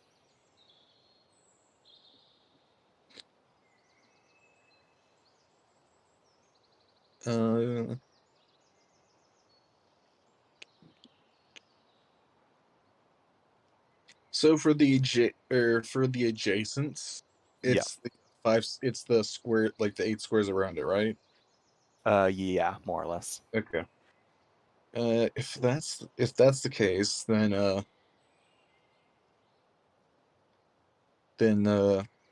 E2's can't be there because D5, D5. D5 and C4, Right. meaning that D5 has to be on E5. So scooch Right. that over. Okay. Let's see. C4. I think that's the only place that can go. It can go. Right. Uh, Meaning B3. I think has to scooch over one. 3, 2. Here. All right. Meaning that A1 can scooch over one to B. All right. And with that, you hear a click and some sort of mechanism start turning inside You sure about that because of the E2? E2. Oh yeah, you're right. Yeah, just Okay. scooch that. Just scooch that over one. Yeah, sorry. There it is. Yeah. And then it clicks. You're like, why isn't it working for a second? And then it clicks. And you're like, oh, okay. So yeah, you hear it click in, and then the See, I can do puzzles. heck yeah. I like So Sudoku. and then the stone door starts to slowly grind open. You guys get 30 experience for Alright, making the check. So you should have gained. that was good thinking, Storm. I have my moments. Just a quick XP check. It's 426. What we're at, right? Hold on, because I didn't mark because you got 316 after the last combat is what I saw, and then this would have made it let's see, plus 80 is 396, plus 30 would put you at 426, Okay. so you should be at 426 total. Cool. I just wanted to do a quick little XP check just to make sure. Yeah. So there you go. Yep. Congrats. Chick-ching.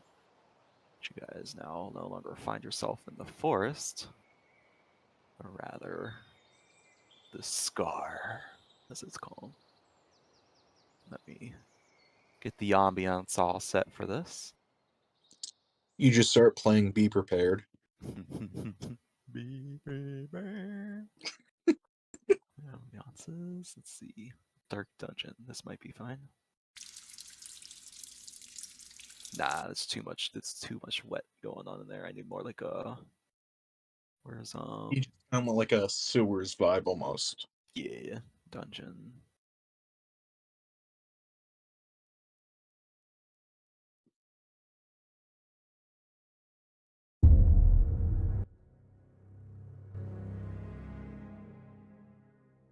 It's almost. I don't know if that has other sounds with it.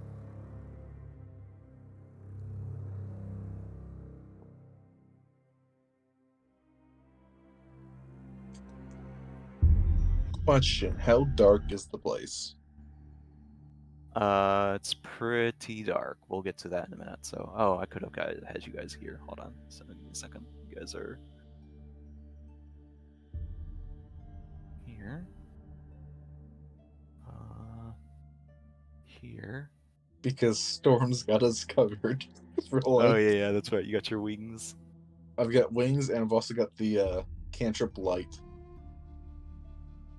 So I think the wings ought to do. How much do your wings do? I believe it's literally just the light spell. Okay. Yeah. Let me check. Yeah, it's literally just. It's basically the light evocation, essentially. Oh, okay. Yeah. You naturally shed light as a torch, so.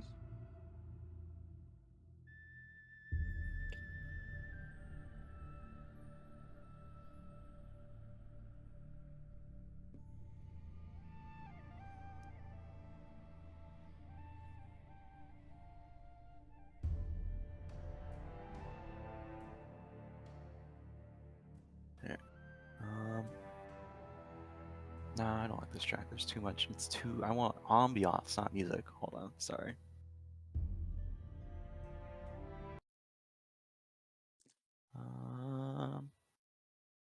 Why don't I have? Hold on.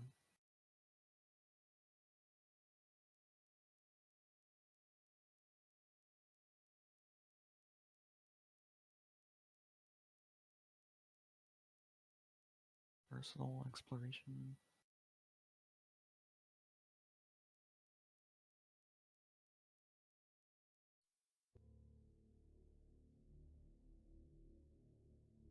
Maybe this one? We'll go with this one for now. Alright, cool. Why don't I have... Hold on, why don't I have this one installed? Give me a second. Yeah. Yeah? Oh, did I just not add it? Okay, hold on.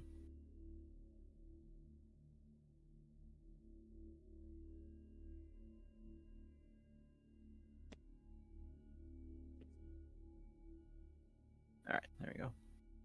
Yeah, there it is. Ambiance.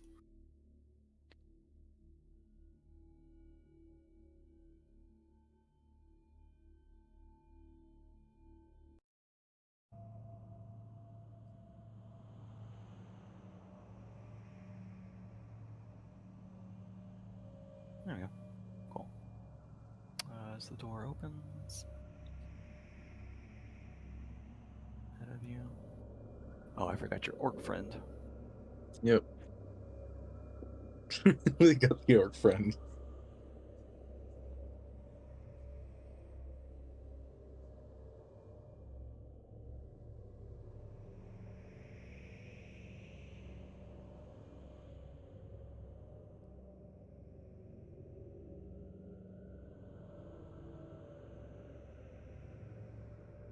Who knows? Maybe we'll find the rest of his group. Alright. Would you guys step on in?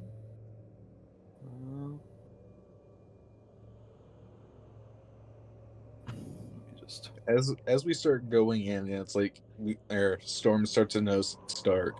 Storm's gonna cast light on Aklor's mace that he's got. Okay, yeah. But then as well as Storm's also gonna start like glowing his wings like red. Okay, yeah. Can I change that effect? No, it doesn't look like it. So,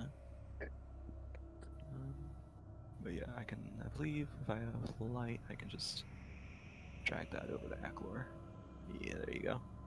So it's now bright as sunlight in here. So, just alright. So yeah, the southern corridor here descends slightly until it reaches a four-way intersection that you can just barely see ahead of you. Yeah. If it'll do... Oh, because I'm using the wrong... There we go. Alright. So... So, So, Storm, you wanna scout ahead?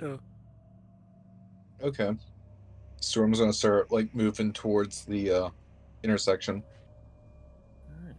Give me a investigate activity, but you can use nature, society, or if you have a particular lore. Hold on, is investigate a secret check? Use recall knowledge as a secret check to discover clues. Oh, okay, so I'll roll this for you, since you're the one moving forward, though. So I'll just look at your sheet to see which one you have best. And let's see proficiencies. So nature, society. What is your lore skill supposed to be trained in, Alex? Um, Just a specific place. I'm assuming that's from where you're from or whatever. uh, Of your background. let's see what it's from first of all. It's from your background, from free spirit. You've always lived your life. Oh yeah. Okay, you have a lore skill about a specific settlement or terrain you've traveled through. Yeah, and that's probably just gonna be woods then. Woods. Okay, forest probably then. Alright, so you have like forest lore. Alright, cool, good to know. In that case, nature will probably be the best one for this. Alright, it's supposed to be a secret check, but I'll allow it. As you're investigating, you notice what looks to be traces of soot along these stone walls, as if fires have been set here.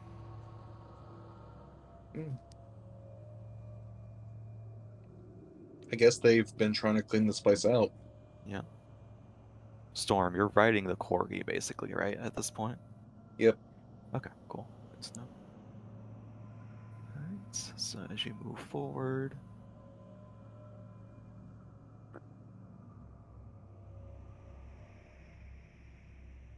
Cool.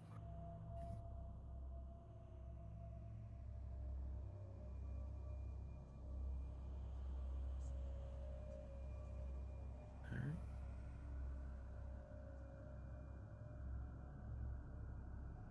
Cool. Good to know. Alright. So looking out, everyone can give me. With that information, everyone's able to maybe figure out.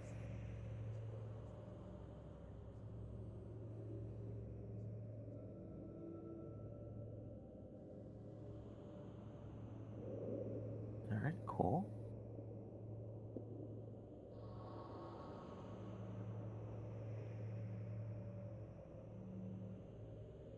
Cool.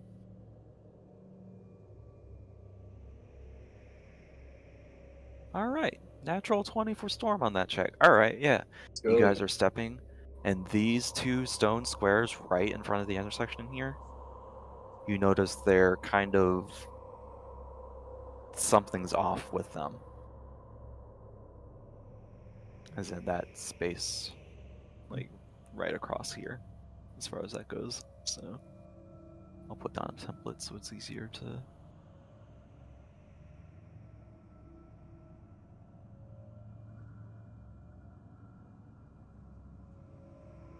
That would have been better off as a line, huh? There you go. So something is up with those stone tiles there. But looking around, that's all you really see. That's the only space you see. In fact, all three of you notice it. Like, it's that easy to spot, apparently. So, Yeah. Can Storm like flutter over to the other side?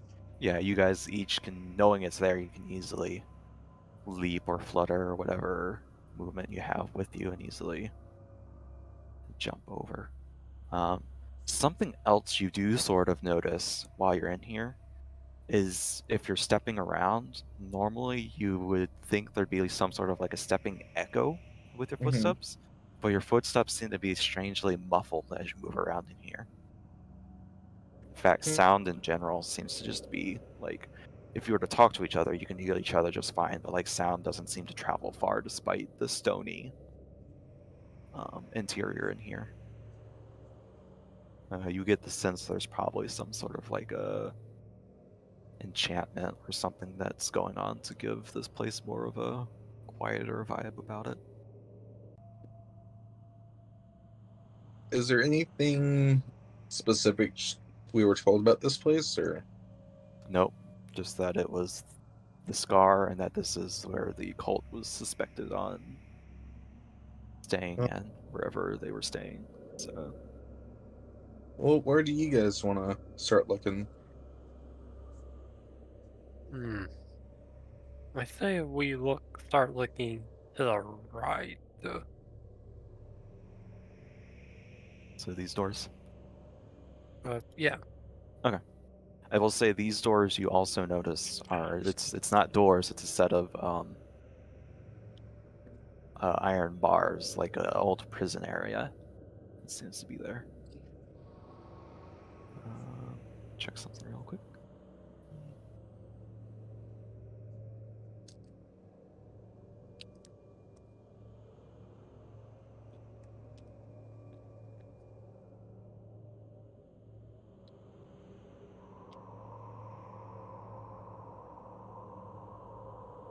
Okay, cool.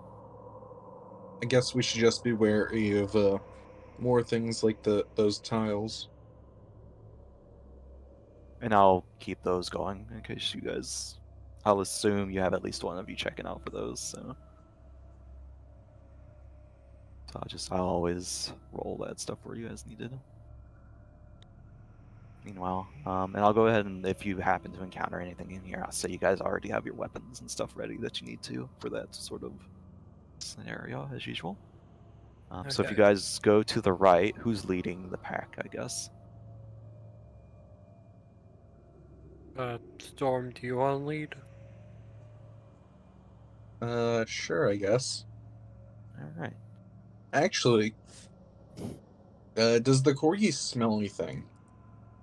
Um. Or does have scent or Yeah, it imprecise? does have like imprecise. What is an imprecise sense? Sorry, let me just I believe it just imprecise. gets like the general like area of thing. Because that lets you. That's more for smelling invisible things or unseen things. So that might be helpful here actually.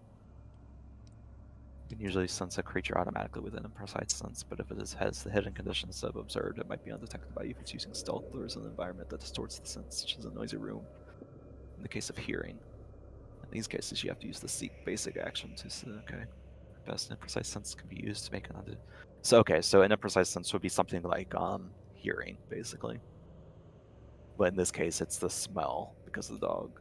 So undetected creature. At best, an imprecise sense can be used to make an undetected creature or one you don't even know is there, merely hidden. It can't make the creature observed.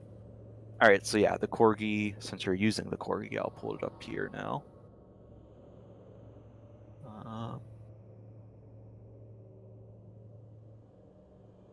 Cloud will kind of go up to the door and give it a quick sniff. And he'll come back up to you and he'll be like, bark, bark. Okay, I Letting think you they're know there's something beyond the door. yeah. Acklor, you wanna try and lead or you on Uh, the if you want me to lead, yeah. I mean, I guess I could lead too, since we're all here and you're kind of a squishy little fellow with your cute little puppy there. Well, you and me can open these doors at the same time. Alright, you guys open the doors. And in this room, remnants of torture devices, a collapsed wooden rack, an iron maiden with no lid, and a dunking bucket, smashed into splinters among others, line the walls of this unusually shaped room. Ragged pelts formed into crude bedrolls make up the rest of the floor space around a wide pit that descends into darkness. The air in here smells of stale sweat. Hmm. And I need, as you, and obviously you see two large figures sitting across either side of this pit. As you open the doors, it suddenly becomes all lit up because you guys are all lit up glowing? now. And I'm going to need everybody to roll me some initiative as these fellas turn and realize there's intruders and roar and begin to make their stand. 18. Okay. 19. All right. Do we got a 20? Say what? I was asking if we had a 20. Do you add 20? No, do If you we, have a 20? Because I had 18, he had 19. Oh, I was not. My bad. Sorry. No, I do not have a 20. Unfortunately. r/whoosh. For you guys. Yeah. Aklor has 19, right? And then yep. Storm has 18. Was that what it was? Yep. Okay. Cool. I'll say the Corgi's not part of this combat immediately. Actually, I will, but only if you're using him as a mount. If you're using him as a mount, he will be considered part of the combat. Otherwise, No. okay. Storm's gonna start fluttering now. He's gonna be fluttering. All right. So with that, we will begin the encounter. The Orc War Chief actually rolls the highest here, so he's gonna go first. And his immediate first action is to turn to the ogres that are sitting in here, and he's go, these fellas killed my brothers. Avenge them with me. And then he's gonna turn at you, Aklor, and smack you as you rolled a nat 1 on your persuasion check to persuade him, and then he rolled like really high on his deception check to make sure he was keeping up the deception. I accidentally deleted the roll, so I have no proof of that, unfortunately. But trust me. I feel very betrayed. I definitely did not see this coming. As he will battle cry with his first action to give everyone except for you guys a battle cry. Oops, I think I accidentally just gave him the entire. Yeah. No. Cool. Alright. Oh, you know what? Combat playlist.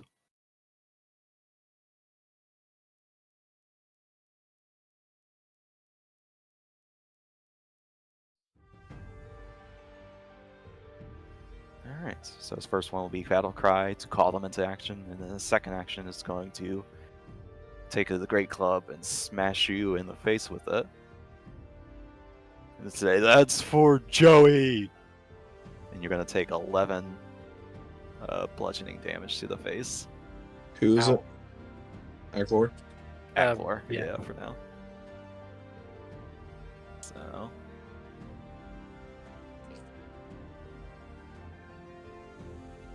And then he's going to come back with his fist at you, Storm.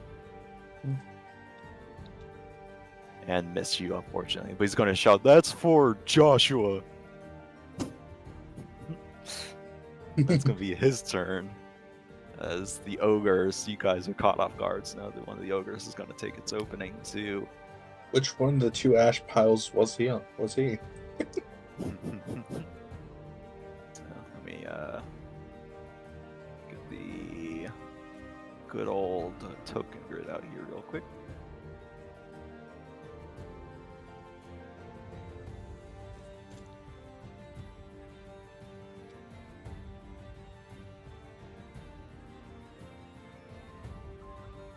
Okay, there we go. All right, here we go. So it's this one. All right, that he's not dead. I pressed the wrong button. There we go. Not dead yet. You guys may yet get the chance to deal with that, but regardless, he's going to. 25. Yeah, they got speed. He's gonna run up to you, Aklor. He's gonna be like, okay. And he's gonna attempt to. Well, first he's got to use an action to pull out his meat hook, and then he's gonna stand up, and then he's gonna move over to you, and that's his turn because they're not the brightest. As Aklor, It's Okay. you've just been betrayed, and now you're up against someone 8 times your size and someone twice your size. Hmm. Uh. Hmm.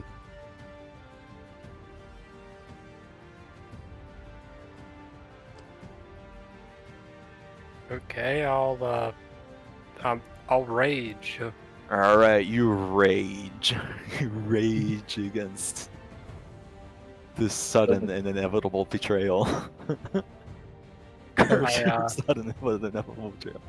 How could he? I attack the giant. All right, yeah, you attack the Let me actually give you guys your recall knowledges real quick. This will be society for these ones as well. Okay, let's see what you guys can get. How good at you are you? All right, Storm, you're not really. Ah, crap. You guys aren't good at society, are you? Because I rolled what seemed to be decent checks, but then it turns out you just have the flat. All right, cool. You don't know much about ogres. You just know they're big, stinky, and smelly. So there you go. Okay. Give him a good old swing with my maul. Okay. 29. 29 will critically hit. Go ahead Okay. and roll that. 28. 28 will deal a number on him. Okay. I'll Yeah.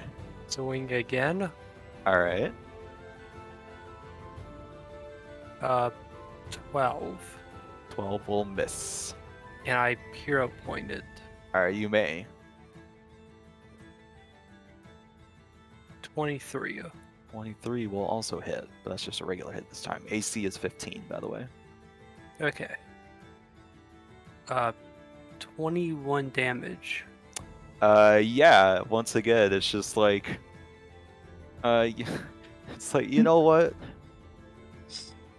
That's dead. That's what we call dead. Oh, I forgot to add the damage modifier from rage.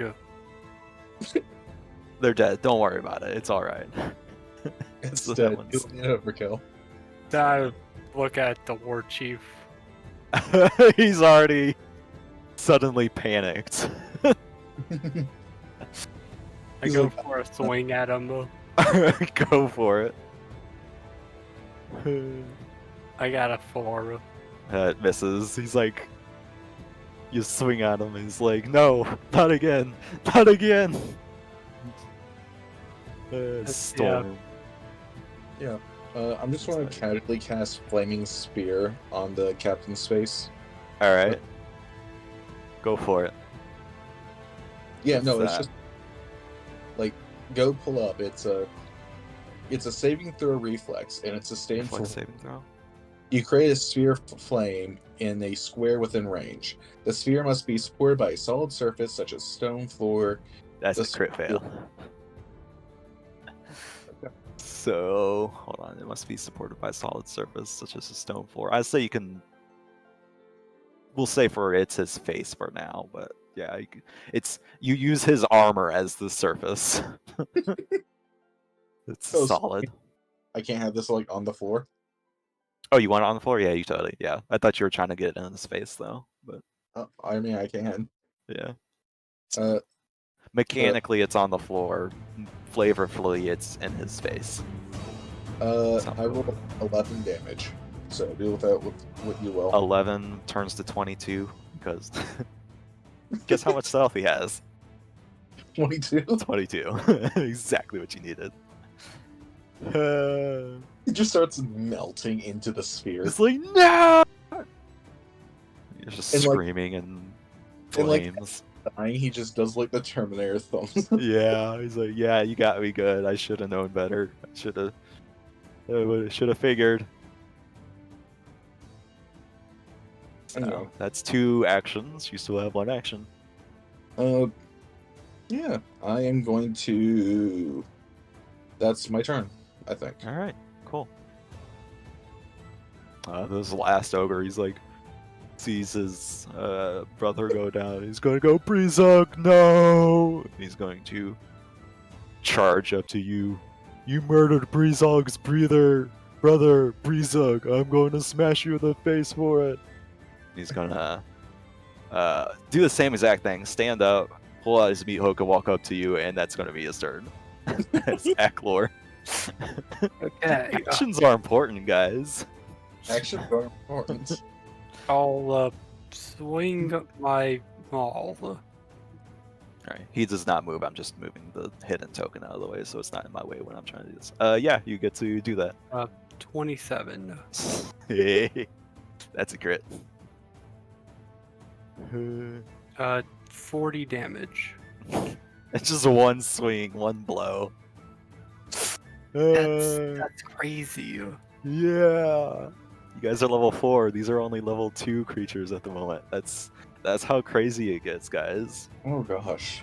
That and you've also got the that's the striking rune also doing a lot of work there too, because you're rolling the double Yep. dice on the freaking maul, which is a two-handed weapon. Definitely. So 2d12 of the you damage. guys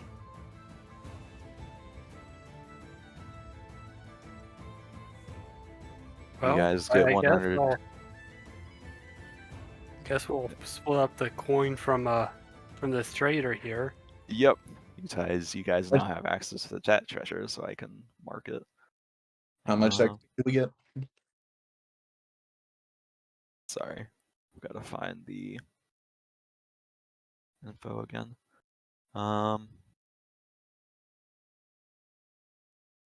Let's see, from the Orc Warband, you guys would have gotten 43 gold pieces and 12 silver pieces in total. Wait, how much? 43 gold pieces and 12 silver pieces. You also find like the remains of victims they've probably taken from. So each But of you us wouldn't are- find those because you weren't the ones that searched the bodies. So yeah, you just find 43 gold pieces and 12 silver pieces. So I guess I'll take 21 of the gold. there you go. Oh, And you I said leave 22 for Acklor. Yep. And then 6 silver for both of you. So well then. oh, I guess I'll start looking around this room where the ogres were. Yeah, I guess I'll help. all right, I guess I'll so start opposite you side of look you. around the room a little bit.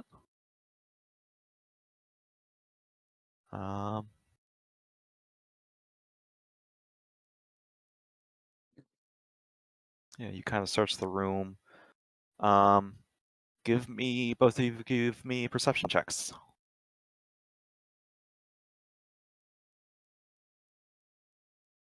11. 11, all right. What about you, Acklor? 14. 14? Yeah, you guys give a good look around the room, and you don't happen to find anything in here. Just random assortments of old torture machines and stuff all smashed up and thrown around in here. So Guess this is where they just kind of threw people in when they were done with them. yeah. Well, you want to go back and check somewhere else? Yeah. Do you want to check across the hall though? Okay. Okay, we'll go to the door across the hall though.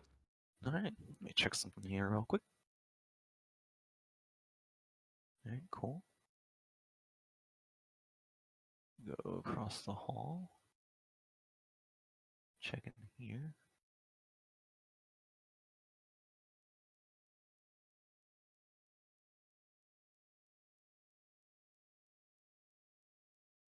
Right. Let's see. So yeah, there's a rusted metal gate that leads to this area. It is latched shut from the inside. So you'll need to either pick the lock or break the gate open. Your choice. Hmm.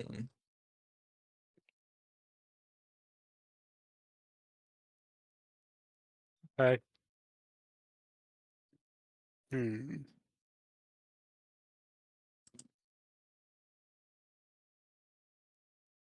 Uh,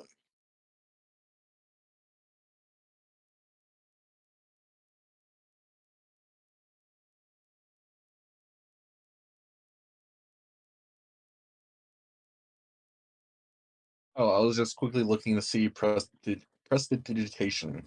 If I could just like make a key, but no, I don't think I can Nice. because it says can't be used as a tool. Oh yeah, no, unfortunately not. So Yeah. as a reminder, the noises around here do seem to be muffled. So if you do make noise, it'll probably alert whatever's in here, but not whatever else is in this dungeon, probably. Mhm. So you can keep that in mind as far as that Uh, goes. So there's not really any quiet way to unlock this. Unless well, you have a lockpicking. I don't think either of us are good at There life. might be keys somewhere. Like maybe they're down the other hall. Give me. Go check the other hall then, or Yeah. Yeah, you mentioned the keys, and then Storm. You actually look inside. You see the keys. They're further inside. Oh, Whoever Okay. locked Storm, it can from. you squeeze through? Yeah, can Storm squeeze through? Yeah, you're tiny. Why not? Yeah, you're totally able to squeeze through these bars. Okay. Um, Storm's gonna like squeeze through and like dim the light right. and just kind Um, of flutter over to the keys. yeah, so the keys are at the end of the hall, hanging on one of the doors there. As you're squeezing through and you start moving through, you realize there's individuals staying in these, and it looks like they've hidden themselves from you. I need everyone Oh, to roll some initiative as you now realize, oh, you're not alone in here.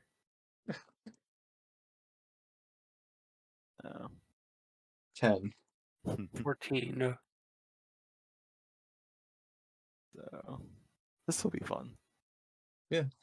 I guess Storm was very caught off guard. So,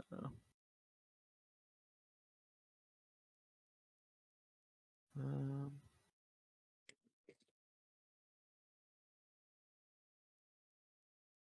how much, Jacklor?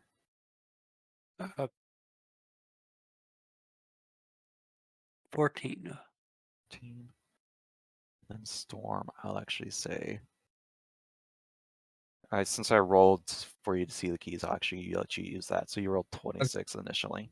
Oh, cool. So you actually get to go first, so you can run right back outside at the start of combat if you would like. I'm going to cast Gale Blast. All right. It is a Fortitude saving throw. Okay. Or Gale yeah, Blast is a cantrip. Yeah, 5-foot emanation. Oh, okay. That's a 5-foot emanation, meaning they have to be right next to you. So the one right next to you right here will get Yeah. blown by it. Okay. So that's 2 actions. It's a what now? Fortitude save? Fortitude. Alright. 7. That's a crit fail. Teacher takes 10 feet, so he's gonna smack into the wall. And he's also going to take 8 bludgeoning damage. Alright. Because it's yeah, he smashes into the wall and is like immediately like smush. There's just like a puddle on the wall now. As the sudden force of the gale blast. it's just funny to me. Just like Yeah. no, get away. Just smush. Storm is going to like run back to the gate. Okay, yeah, then you can do that easily. Let me change a setting real quick before we move into the rest of combat here, because this is actually kind of goofy that they keep triggering the dying state when they don't get dying, so. Workbench. World automation. Oh, yeah, characters and familiars, there we go.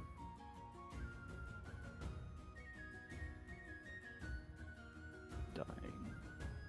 Familiars. Dying, there we go, okay.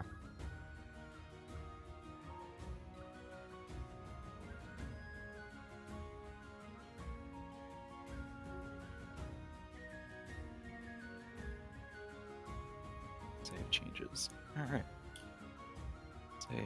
Alright, this should be all fixed. So now if I...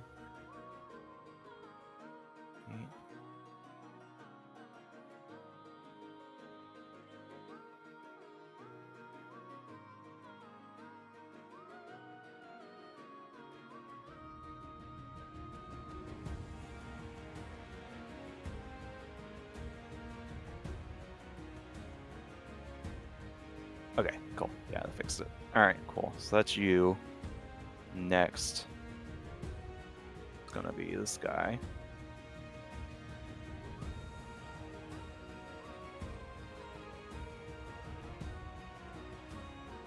Question, just real quick.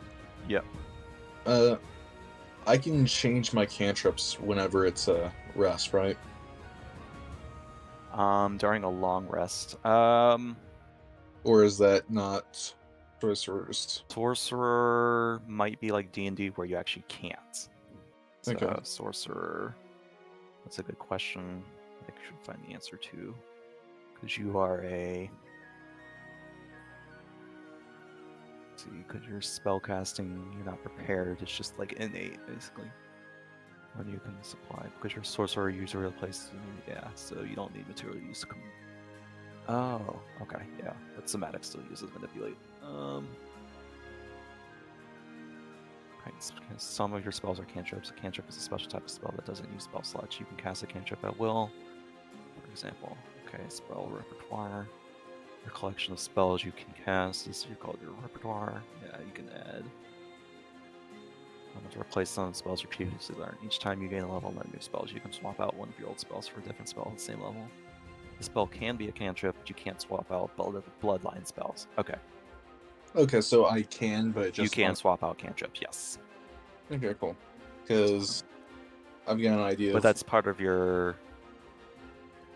Oh no, that's part of your level up, not as a rest. Okay. Because I was gonna switch one out that I don't use when I get a chance. Okay. Okay. Would you have swapped that on the level up, I guess? No. Or is this a in the moment you realize? It was. To take later. I'm not gonna do it now because I was going to change out Phase Bolt for Mage Hand. Okay. Because I don't use Phase Bolt.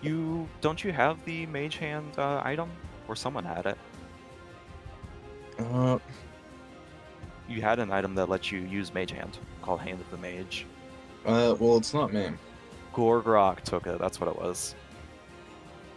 But he only took it because you guys didn't have a spellcaster at the time. So, but yeah. But yeah, that would probably be good at this moment. Regardless, this guy's gonna jump out of hiding from here.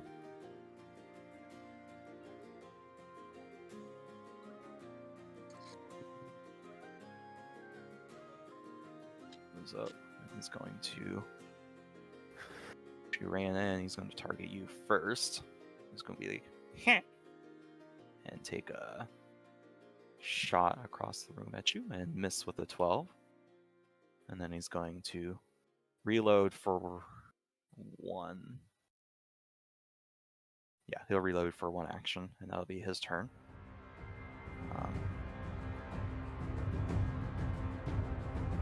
That's reloads. Actually, is there a way I can...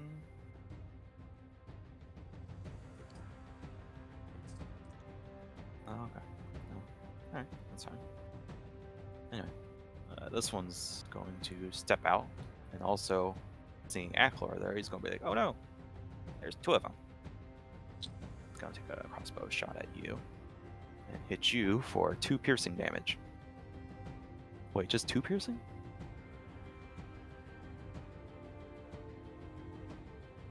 That's the Aklor, right? Oh yeah, okay, that's Am weird. I still in rage? No, you drop rage once everything that you would be raging against is gone, so you would have Okay. lost it already. So, unfortunately, but you only take D damage. So, and he's gonna step back instead of reloading. And then this one's gonna step out. It's gonna move up to here, and then shoot at you, Storm.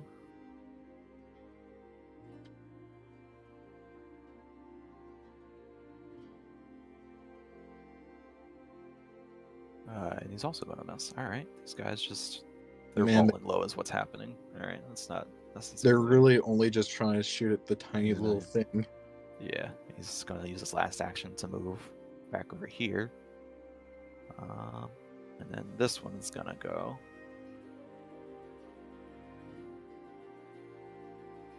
And this one's going to pull out a spear for its first action and then chuck it all the way across the room at you, Aklor.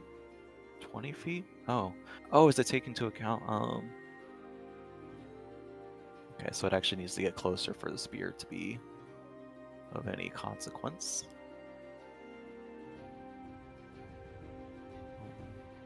Because that's 30 feet to reach you, so yeah, it's going to have to move up first as well. And then he's going to chuck a spear at you. And critically miss. And that's going to be its turn. It is Aklor. It is now your turn. Okay. What is the limit on rage? I think it's like an hour. Can't rage again for 1 minute, so you're good with that. So you're fine. So you can rage again. You're fine. If you would like to. Okay. I would like to rage. Heck yeah. I Roll the would- rage. I don't know. There's something about Waffles like politely just being like, I would like to rage. I would like to rage, please. He like suddenly like bulks up.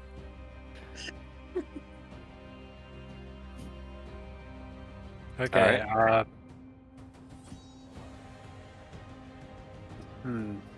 I like to break this door down. Alright, give me an athletics check then.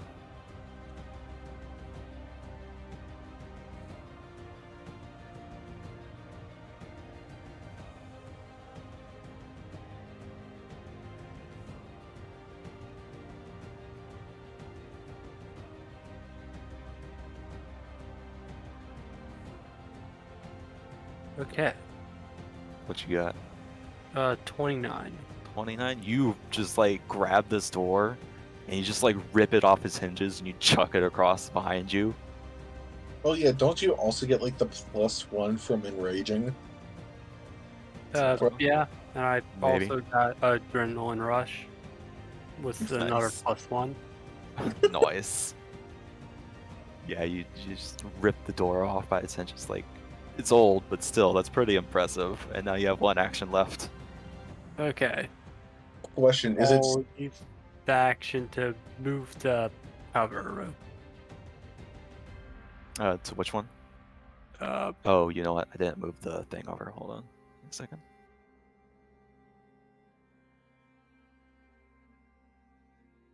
here's me who would have thrown the door at him? Right. All right. Would you like to throw the door at him instead? We could do that. Why not? I was just using the throwing the door for effects thing. It Oh. wasn't. Sure, Wasn't- I'll like to throw the door at him. Heck yeah. Which one would you like to throw the door at?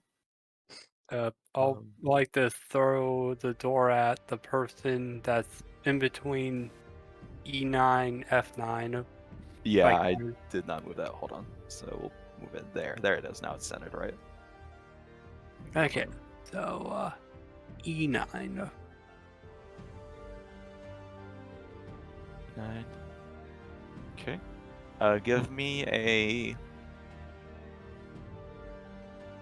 Just roll me a d20, and then what's your dex? My dex No, this would be a is strength. So +4 on a strength. strength. All right. So roll I got 12, so it 12. didn't really do well. So 12 total or 12 on the roll? Is 8 on the roll. 8 on the roll. Okay.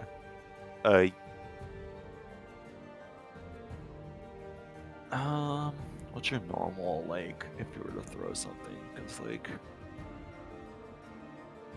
I think the usual throw is +8. what's improvised? Yeah, hold on. Because you've also got your enraged plus. Oh yeah, my Wait, don't you have a my throwing rage thing now? thrower. Oh Yeah, my rage what does that thrower. do? I just remembered that. Raging thrower. Thrown I think weapons become especially deadly. Oh, okay. Oh. What's brutal critical? Do you have that yet? Guess not. Doesn't look like it. Nope, I Okay. don't have Alright, brutality. thrown I won't have it until next level. weapons.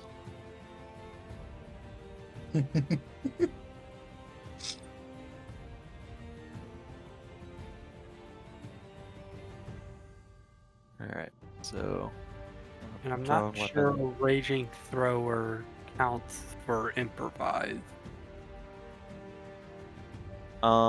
It would just mean you have like a penalty instead of a because it's improvised. It has a penalty to the accuracy rather than a actual thing tied to it.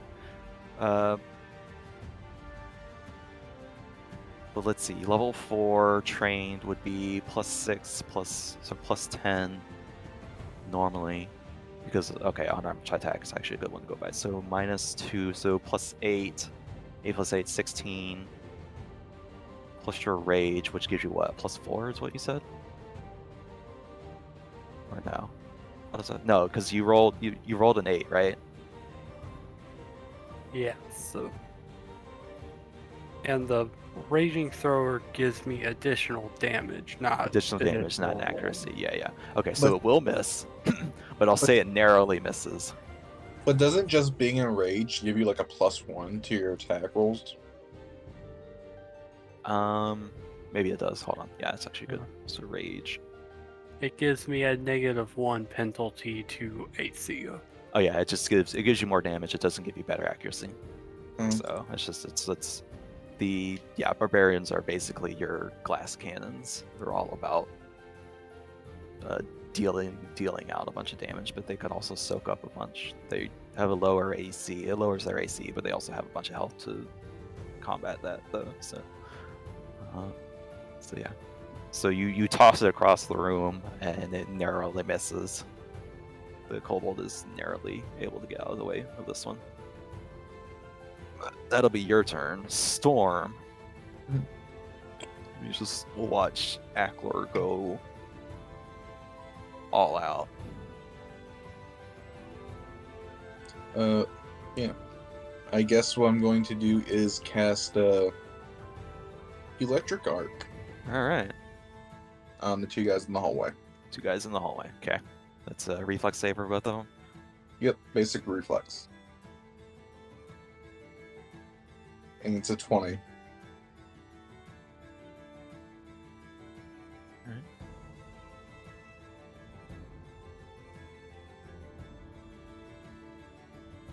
D20. Cool. Oh, cool. I could just set it up like that now. Alright, cool. Alright, so this one saves, this one crit fails. So go ahead and roll that damage. 11 damage. 11 damage, so saves. That's 5. Okay, and then this one's crit fails. So he's a goner. Another pile of ash. Rip Kobold. Alright. That is my turn. Alright, that is your turn. These kobolds are not having a good time. Hmm. This one's going to do his reload since he stepped back. He's going to step out and shoot. Considering Storm was the one that dealt actual damage so far, he's going to prioritize you and miss because that's what they do. You've fallen into my trap. You were in the hallway now. So Corridor of death. this one's going to step back, reload, and shoot at Aklor because he's got a better angle. And also miss. So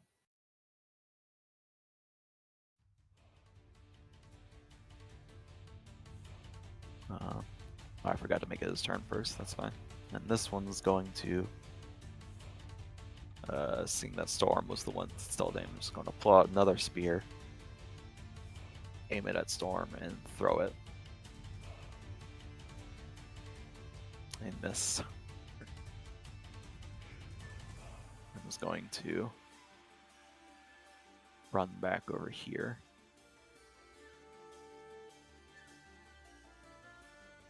As Aklor, it is now your turn. Okay, let's see.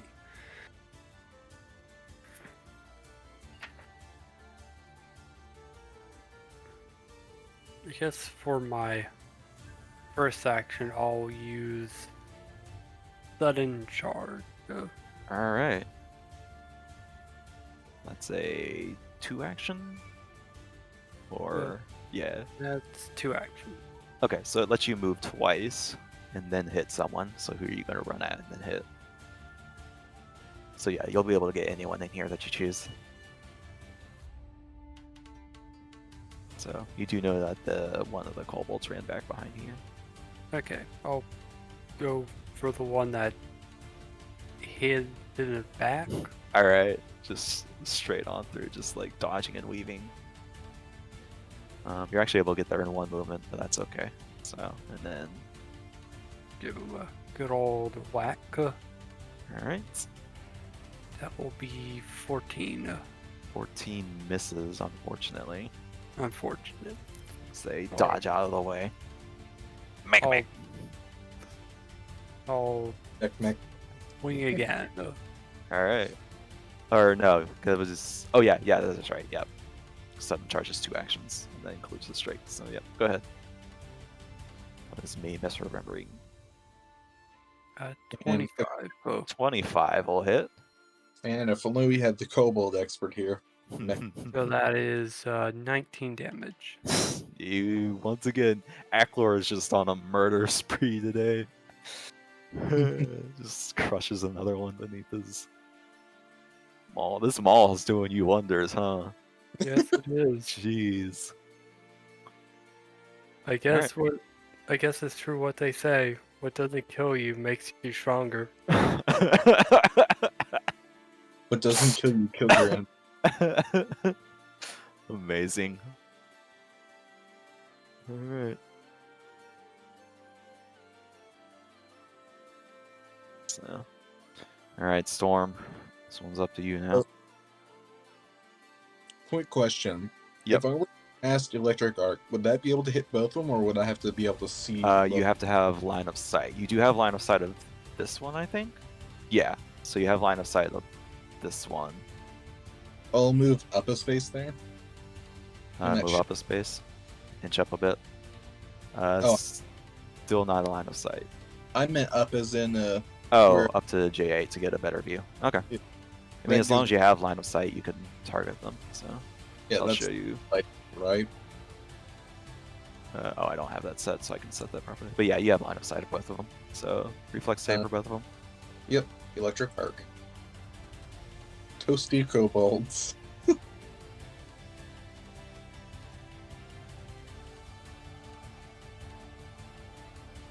Alright, so it's a 21 from that one, so that one saves.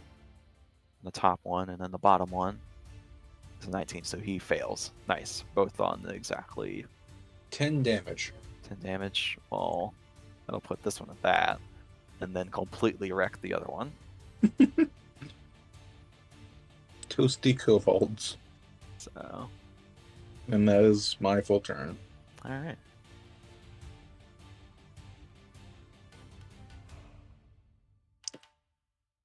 Let me check something here real quick.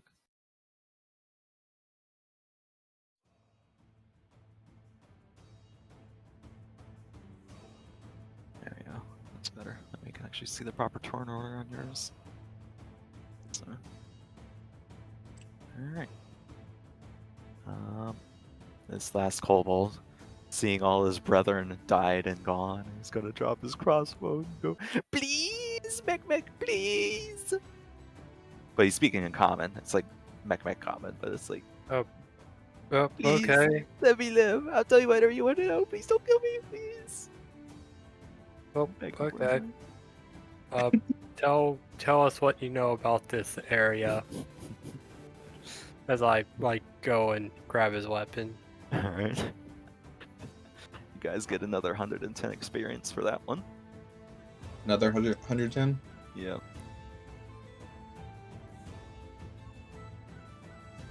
Right, so As he begins telling his tale.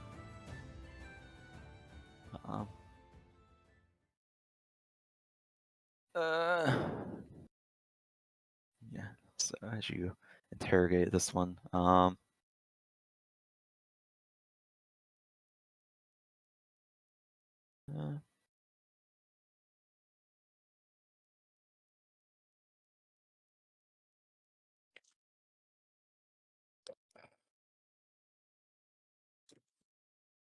go ahead and use either diplomacy or intimidation to see how he responds, depending on what you're trying to get out I'll of him. use intimidation.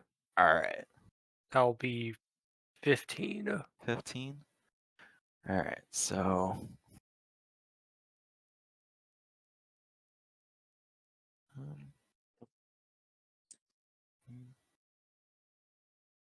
He's like, okay, yeah. He's like, well, you see, we were once known as the Stone Sphinx Kobolds tribe. We were never big to begin with, but you guys saw that we didn't get any larger. But we used to live in Hestia over there. Years ago. Months ago, weeks ago even. What did you get chased off? Why are you Yeah, some here? stupid adventurers came through and they murdered off a bunch of us. And we were the only ones who were able to survive until you murdered us and left me alone. Oh, And we ran. And were found by Muiba. And Muiba said we could stay here and stay safe. As well, long as we join his cult. And we were like, yeah, sure, why not? well, sorry for killing your friends. So, I mean, it's happened. It's just part of life, you know? Like, it happens.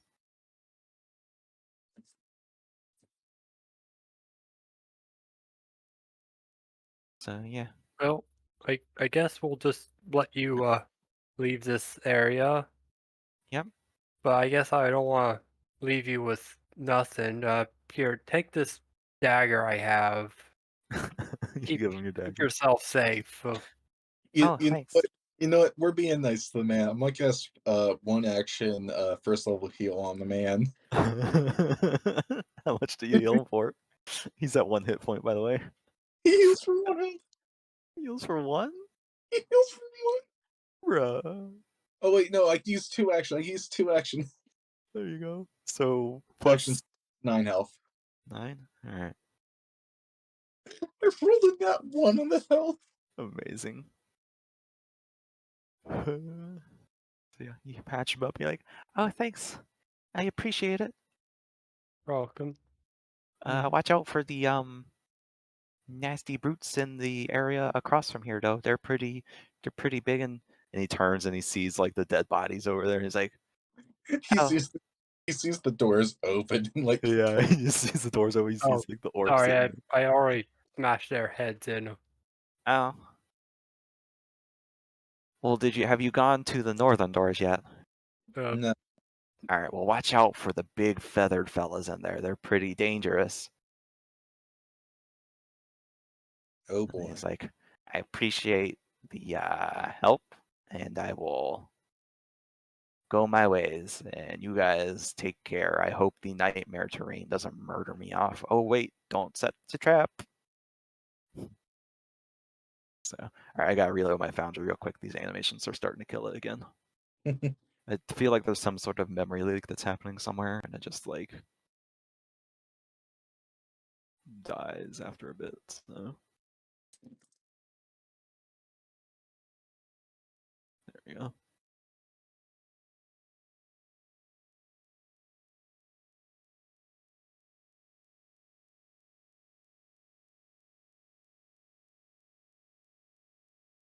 Close, make sure.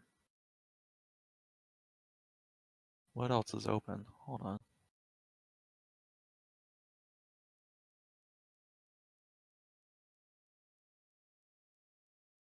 Check this again.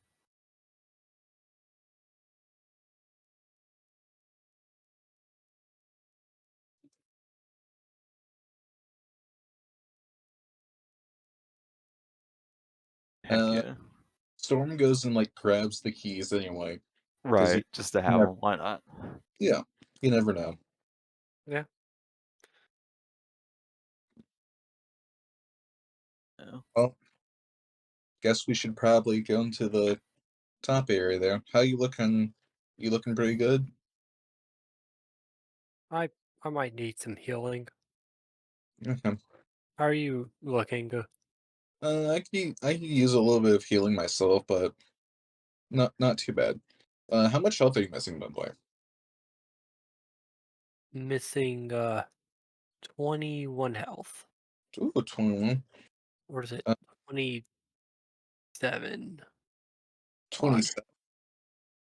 Yep, 27. Then I'll cast a 2-action second level heal. Okay. You do also have medicine checks that you can also Yeah. do as well, so Well, you're not. I'm not trained in medicine, Oh, okay. so Isn't Aclor? that's 23 health. So Okay, yeah, that works too. So 16 plus. wait, no, but you have I've got natural medicine. natural medicine. That's right. Does that only? You can apply natural cures to heal your allies. Right. You can use nature instead of medicine to treat wounds. Right. And if you have easier access to like, if you're able to go outside, obviously you gain a +2. Okay. Thank you. I feel much better now. So- All right. Yeah, it's fine. Well, I guess How let's much go. did you say you healed for? I healed him for 23. That's the 16 from the 2 actions and then Okay, yeah, that's actual that'll health. do it. I hope those are fireworks. Those are fireworks. Well, All let's just try to be careful of the bird. The bird. right.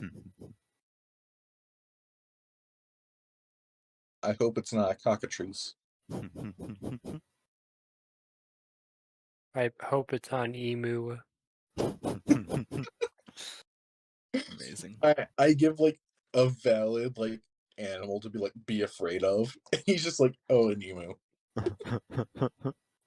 Dude, my sister is actually afraid of emus. I don't know why.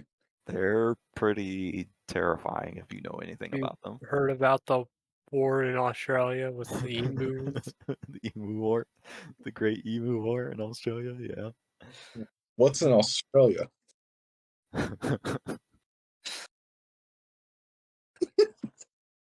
Well, I don't know much about it, but it's a strange land. And that's kind of it. All right. Anyway, Anyway. All right. Let me do this real quick.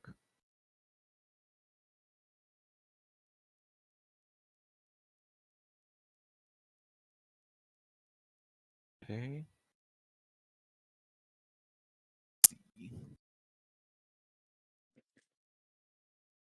Okay.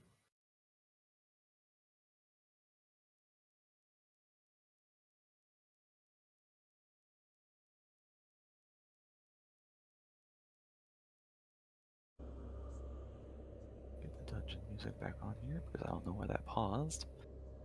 Anyway, yeah, I assume you guys move forward. Yep. Okay. Let's see. Don't. Okay. Cool. Yeah, I'm assuming you have Cloud smell ahead again, just to check in Yep. here. Yeah, he'll Yep. sniff and he'll quietly turn to you and go bark, bark, Bork, bork. bork, bork, but Okay. quietly. Before I Quiet. guess we start this fight, let's see. I think I got something that might help.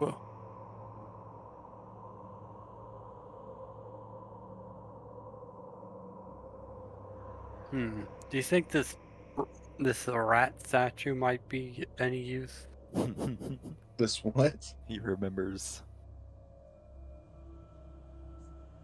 What'd you say it was? The pirate rat. The pirate Say, rat? yeah, the pyrite rat or whatever. Yeah. Oh, pie. Pyrite, yeah. Yeah. Uh, You throw it yep. down and it turns into a giant rat, basically. uh, uh,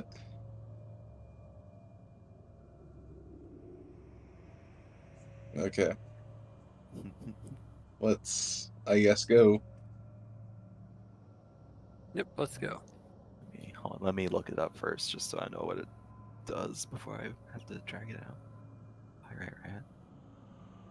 Shade pyrite statuette is 1 inch tall and activated. It transforms into a flesh and blood giant rat. Okay. You can use the following action when you hold the pyrite. You can use this action only once per day, and the rat remains transformed for 1 hour. Okay. Concentrate, manipulate. Place the statue on solid ground. Speak the rat's secret name, causing the statuette to transform into a living giant rat. Alright. Acts on your turn. It gets 2 actions and can't use reactions. You have to spend an action. Oh, so it's basically a minion. So you have to spend an action to tell it what to do, otherwise it tries to run away from danger or cowers where it is. If it is slain while in animal form, its statue returns to its shape. Can't be transformed again until 1 peak has passed. If the figurine itself is destroyed while it is in a statue form, then it is shattered and the magical property is lost forever. Okay, so if the rat dies, it's okay as long as the statue doesn't die. Got it. All right. Anything else? That's it. Yeah, that's Alright. it. You guys open the doors simultaneously. Yep. Do you wanna like peek through? Oh, okay. Yep. Yeah, you can get like a little peek through. I'll say this is what you hear. And up ahead, you can hear some like indiscreet hooting is the best way to put it. Hoot. Like an owl, but Owl? much, much bigger. Oh, fun. Hoot. I'm going to give you guys this little check here to see if you recognize. I hope it's not what I think it is. Oh, oh no. Are we at that level? You are. Oh no. Oh no. Yeah. Peeking It's okay. in. We can just quickly run away. Here's some little bit of hooting. It's gonna. Okay, that was a lucky roll. That one's also pretty good. Pretty unlucky. So yeah, you just hear some like little bit of hooting up in here. Who?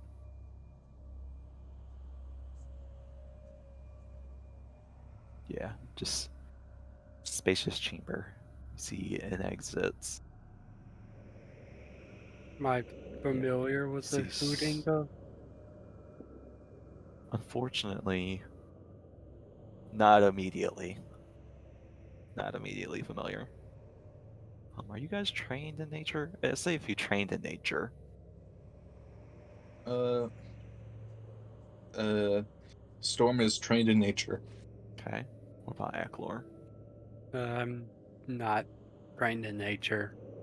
Okay. It is what I think it is, right? It is what you think it is. Is Storm, you recognize that. You recognize that who you've heard it before, and it's blood curdling consequences.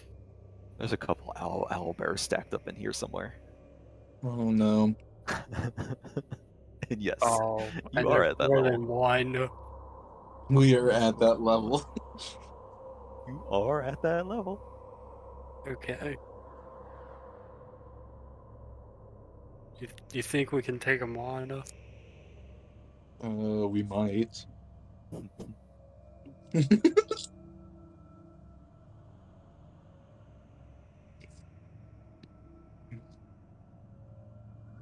Well, what do you want to do? I think we could lure them over here and fight them one-on-one.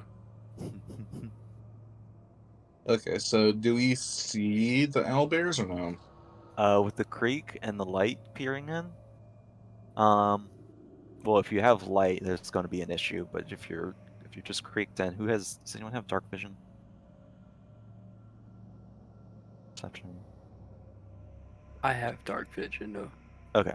I think do fairies get? You have low light vision. Okay, so you don't. So Storm, you don't see anything in here unless you've got the light going. If you do have the light going, It's dim right now. It's still dim. okay. So can you set it to just be dim? Is that how that works? Uh, Yes. I'm not saying you can. I'm just yeah. I'll say you can. uh, it just says that I can extinguish, rekindle, or change the color of the light Okay. using.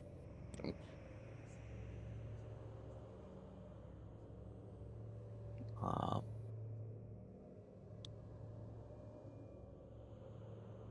So I mean, we can just say that's extinguished. yeah. Okay. Yeah, we can do that. So all you have right now is Aclor's. Do you drop Aclor's light too, or for now? Uh, I don't think I can drop his light. It's a cantrip, right? Yeah, it's ranges touch and targets as one object of one bulk or less, either unattached or possessed by you or a willing ally. Well, Duration is until the next time you make your daily preparations. but if you cast the spell again on a second object, the light on the first object ends. So you could find something smaller that you can pocket if you wanted to, Uh, like I'm a gonna coin. I'm gonna say that Storm has no reason to end it Okay. because even though like Storm has heard this, it's like we've already like opened the doors. Yeah, that's true. So the light peering in, you can barely make out a couple of dark shapes in the corners. You do hear the hooting, and it almost seems like they're waiting for something. You guys do anything? Say anything? Uh, well, do you want to? What do you think would be the best thing to do here?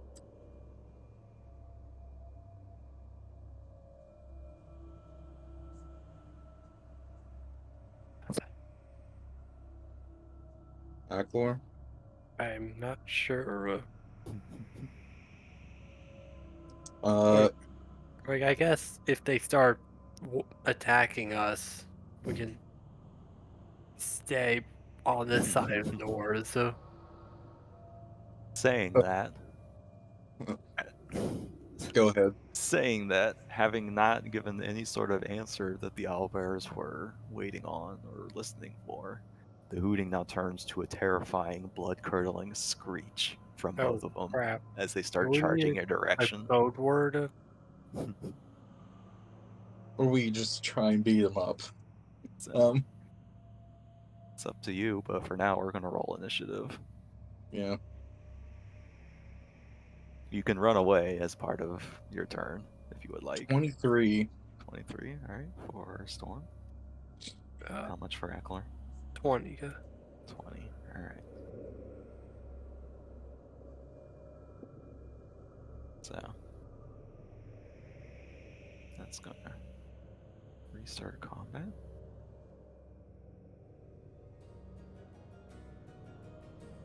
Alright. This is the first one. Move up, using all its movement to move up towards you.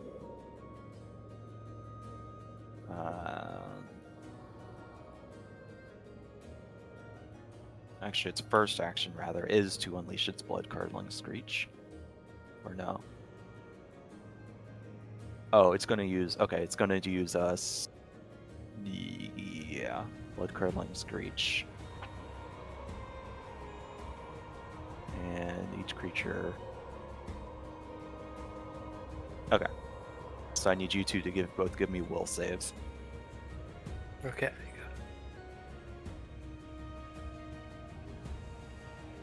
15. 22. Sorry? 15. 22. How much for you, Storm? Sorry? 15. 15. Okay, so 15. So Storm, you fail. So you'll be at Frightened 2. Ackler, you succeed. So you're only Frightened 1 as this thing comes charging and running at you. So that's one action to Screech, one action to move up to you, and then it's gonna see Ackler there and It's give gonna it, hurt. give it a strike with its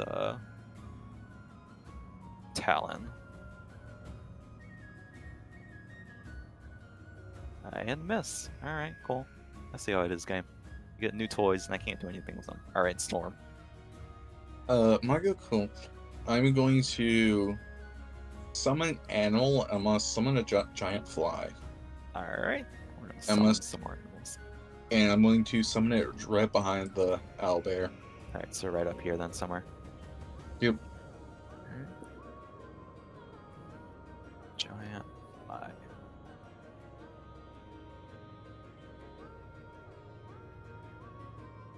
Nice. It's And- just sitting there. Yeah. It is. Old giant fly. That is my turn. Alright. Do I get to like roll to get rid No, of? I set up the fly, don't worry about that. So. Alright, there you go. Do we roll to get rid of friend at the end of the turn, or is it an action? It just automatically goes away at the end of your turn. Okay, so, cool. Find one now. By one. Yep. Cool. See, unless specified otherwise, at the end of each of your turns, the value of your frightened condition increases by 1. Unless blood curdling screech. Okay, cool. So.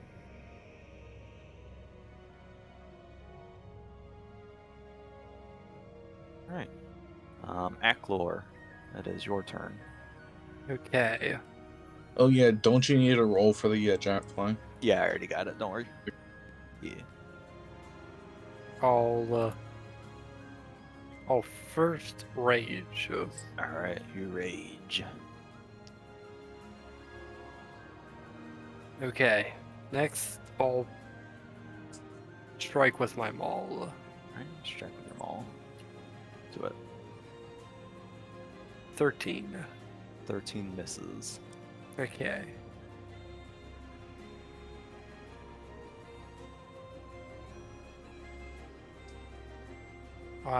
Yeah, 13 misses. Okay. I swing again. Alright.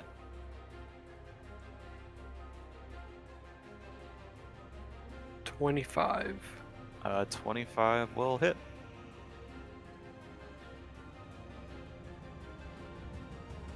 $22 damage. Alright. 22 bludgeoning damage. Alright. You smash it in the shoulder with your maul.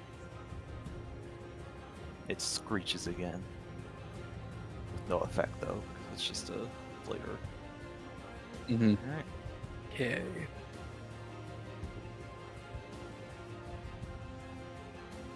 Okay.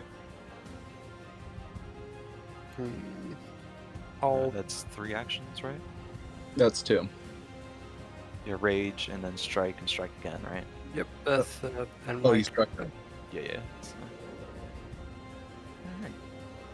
Alright. It is now the giant's fly's turn. Let me look at this real quick. The giant fly just seems funny, so Yeah. So it's gonna give it a nice little gnaw with its mandibles. And critically miss with the nat 1. Oof. Alright. It's going to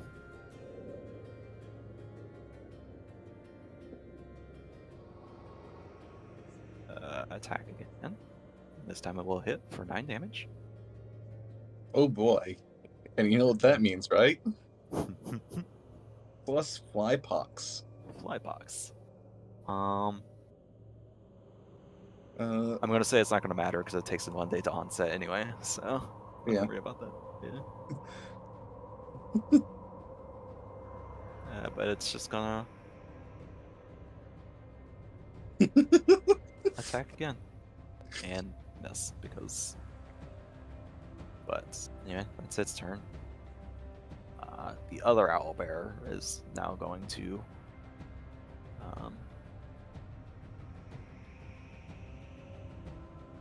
Let's see.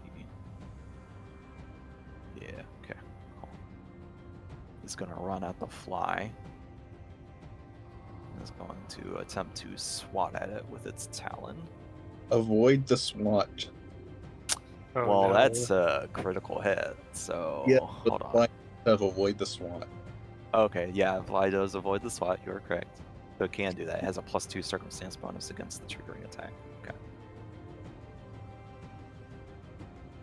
So the attack does not miss, but that means it is not a crit, so it only takes 14 damage instead of 28. So it's not instantly murdered yet. But it's going to swipe.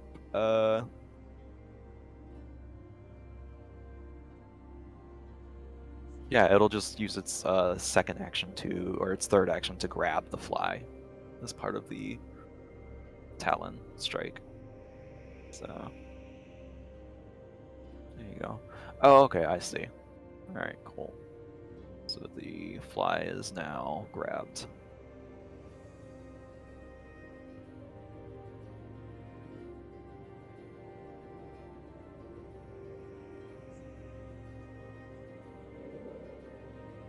I just realized something. Let me check something on this side over here.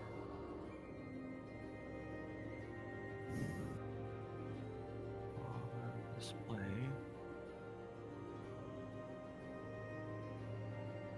Sorry.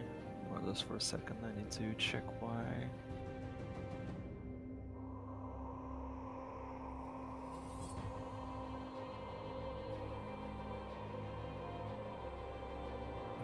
Displays. Yeah, okay, there you guys go. Hmm. I had to reset the special effects because you weren't getting that on this. Oh, the effects aren't working on stream either. Oh well, no eye candy today. Oh yeah, they are. The combat tracker thing just isn't for some reason. All right, that's weird. Maybe load that. Oh, shit.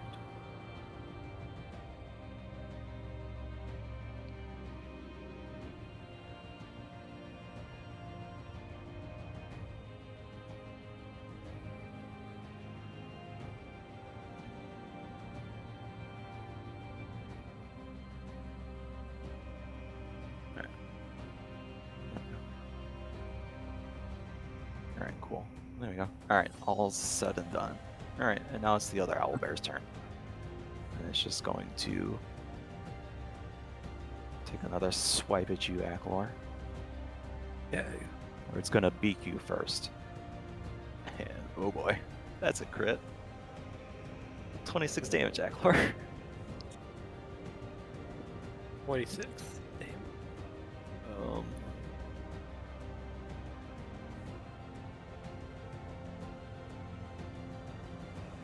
Nice. It's all my temporary hit points taken out. Alright. That was its first attack. Now it's going to swipe at you with its talon and hit you for 11 damage. And then third action is just going to grab you. So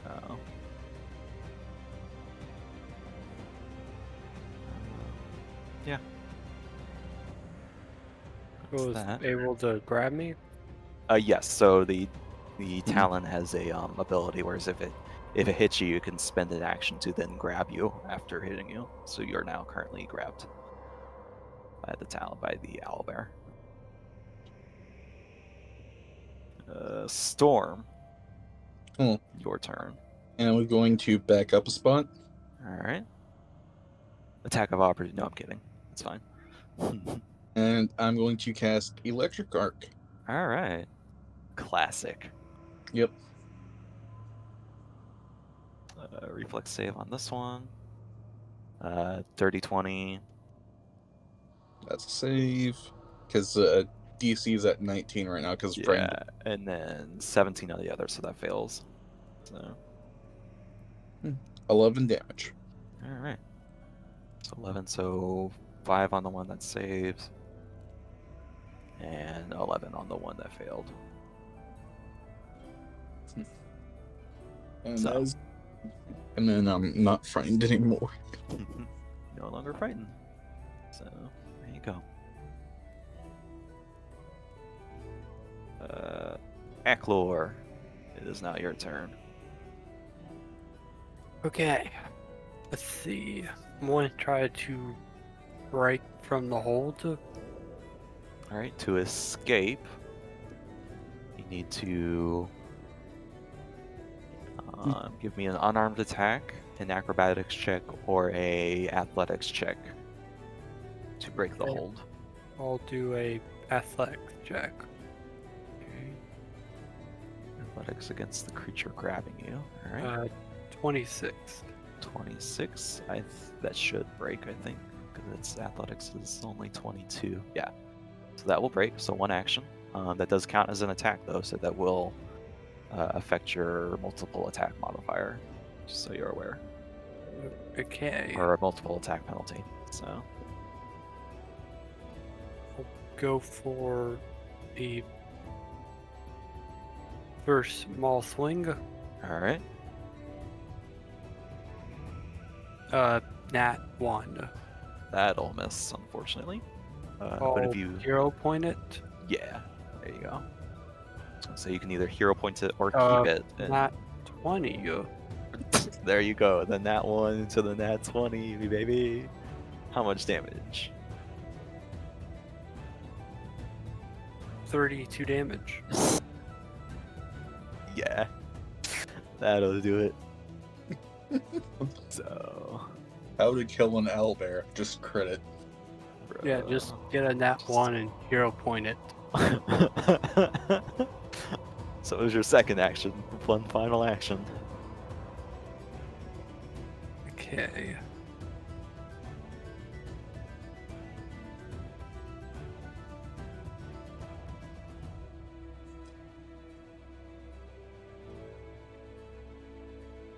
Okay, am I frightened still? No, because you were only frightened 1, right? Yeah. Only yeah. friend. Or 2. Yeah, 1. So yeah, because Storm was 2. Yeah, that's what it was. All right. Yeah, you're Yeah. fine. Boss. You're no longer Okay. frightened.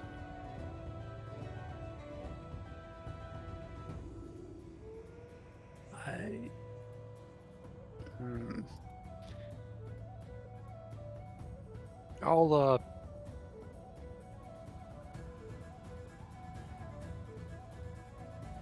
I'll move forward All right. to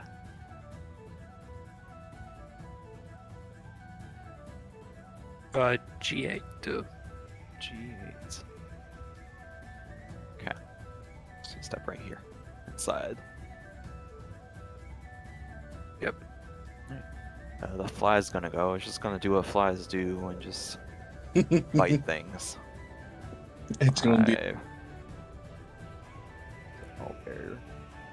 Get him, fly. And that's gonna miss. And that's also gonna miss. It's just sitting there buzzing. The owlbear is gonna go, and it's gonna use its first action to gnaw. It has a creature grab, so it attempts to disembowel the creature with a beak strike. If the strike hits, the target must attempt the will save. So beak strike on the... Because it's flat-footed, it's a critical hit. Alright, cool. Well, the fly is dead as it just disembowels the fly and just like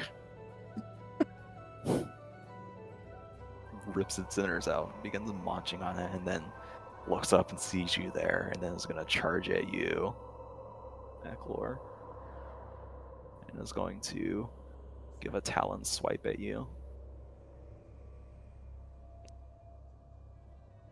The fly Hits did. for 6 damage.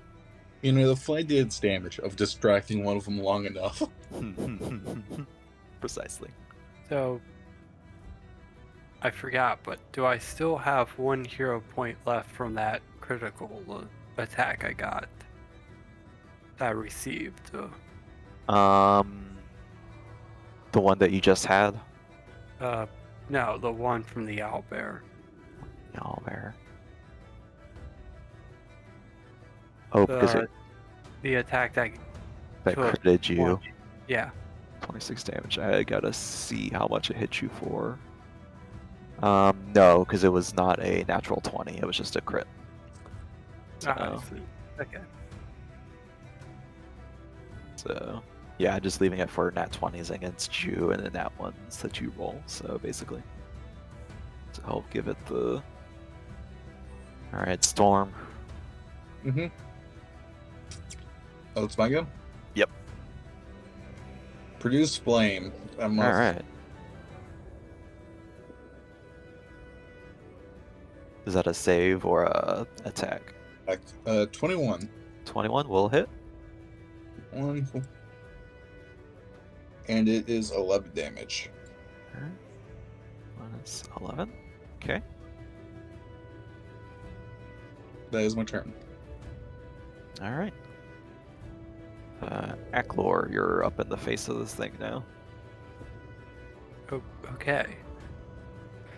I'll give it a good old swing. All right. Give it that good old swing. 30. That'll crit. Wait, how much? 30 to hit. That is 20 damage. 20. Yeah, I rolled kind of low. Yeah, I was gonna say. Oof. Yeah, it'll take 20 and eat it. Why not? Okay, I'll go for a second strike. All right. And that's a nat 1. Would you like to hero point that? Sure. All right. Do you have more hero points? I can't remember. From the nat 1. Okay.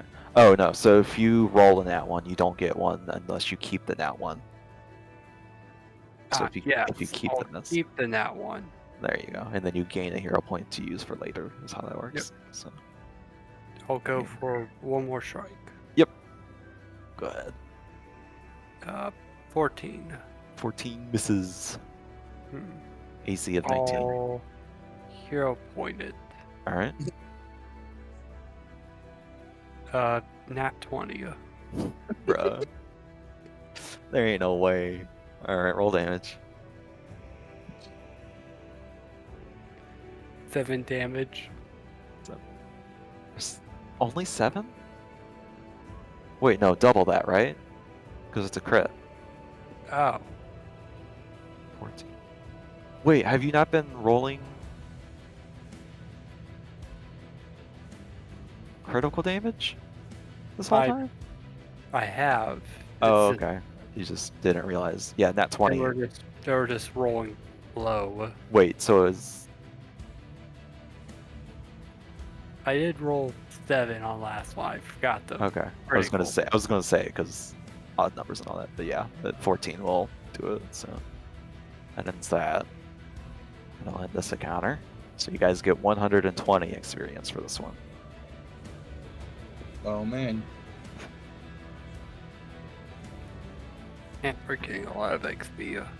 Yeah.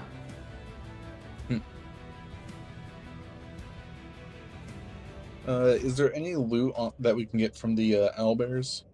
As you look around in here,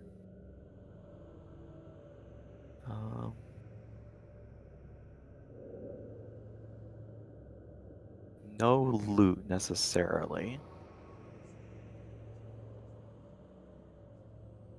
But you do notice some scarring, some recent scarring on the owlbears as you're looking around. Give me a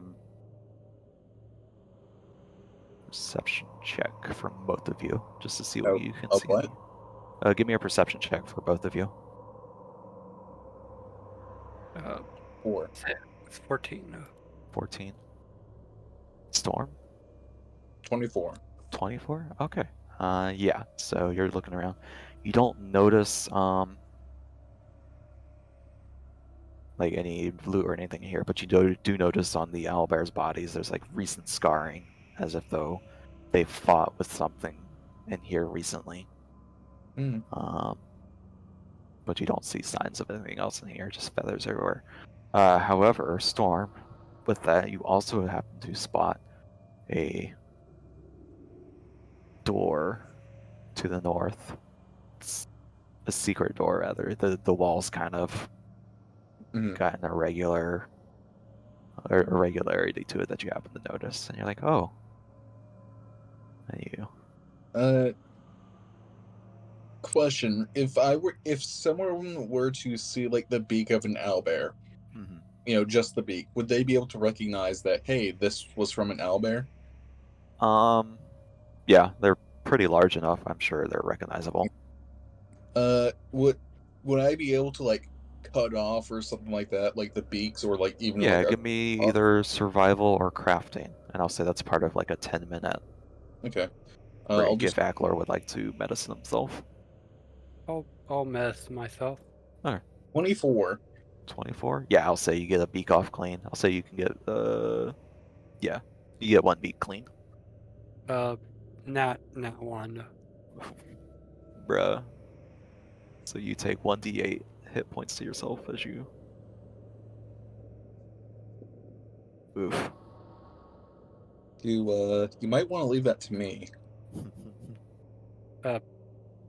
Take 5 damage. Okay. So you take 5 damage and you have to wait an entire hour before you can try again. Rip. What's your health looking like It's at 20. out of? 66. Okay. Uh, I'm gonna cast first level 2-action heal. Is that okay? After like the 10-minute activities. Yeah, you can still do that. It's just unfortunately Yeah. That is 11 health. okay. 8 plus 3. So put you Thank at you. what? 31 for that?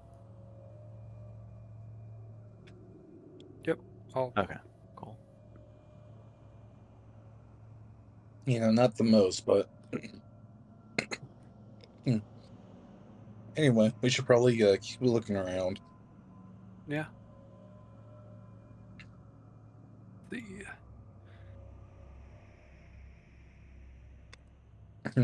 Well, Like I did manage to see a secret, or what looks to be like some sort of secret passageway in front of us here.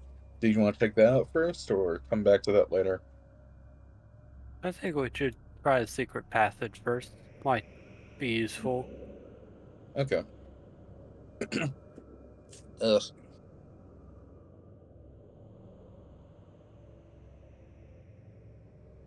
Alright, so you take the secret passage. And again, it's a small room, but you see that there's, it's again a wall in front of you. Boom. So how discreetly do you open the door, I guess is the way to put it. Well, considering it's a secret door, I'd say we're pretty careful with this. Okay. Do you still have your lights on Uh, before you open it? It's probably a good question. I think the only light is the mace. Okay.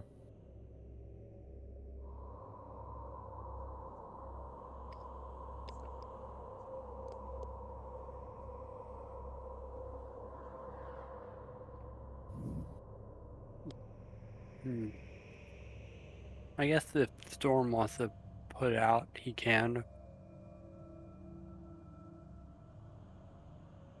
Let me do this real quick. All right. Well, would you like me to, or how would I put it out? Just put light on like a pebble in the last room.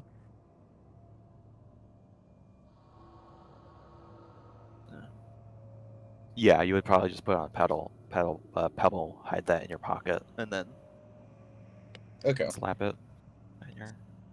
So Okay. I guess we're doing that then. okay, so putting out all the lights then. Yep. For now. All right. Well, regardless, this room actually seems to be pretty decently lit.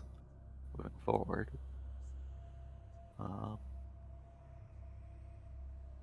Did you move forward? You do notice an individual. So, a raised day. How do you say that? Dies? Hold on. Let me look this up. I've never actually had to pronounce this word before. Dais. There you go. A raised dais occupies the northern end of this room. Oh, so like like it will have said like Deus Ex Machina kind of stuff. It's DAIS, but yes, Yeah. dais. Occupies the northern end of this room, on which a rough-hewn altar of stone appears stained with blood and other liquids.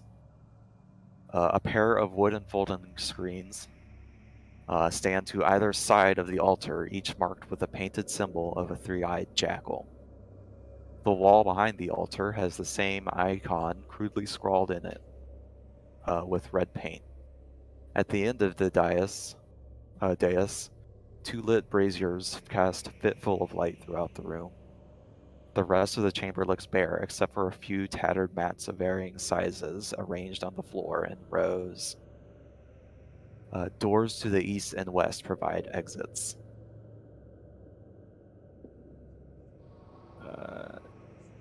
As you enter the individual,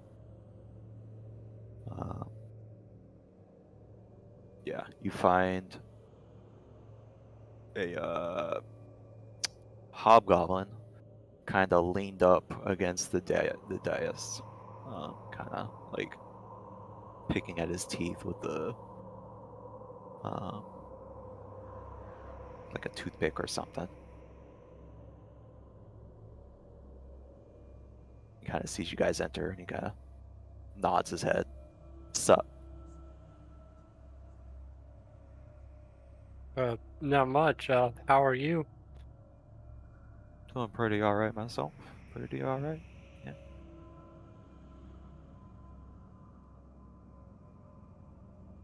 So, how goes the sacrifices? They go pretty well. Pretty well. Yep. Good sacrifices. Lots of. Had a few people come in here a few months ago. Yep. You hear another voice. Rook, how many times have I told you not to lean up on the altar? And in front of the guests, no less. Shame, shame. And behind the screens, a large jackal pads out into view.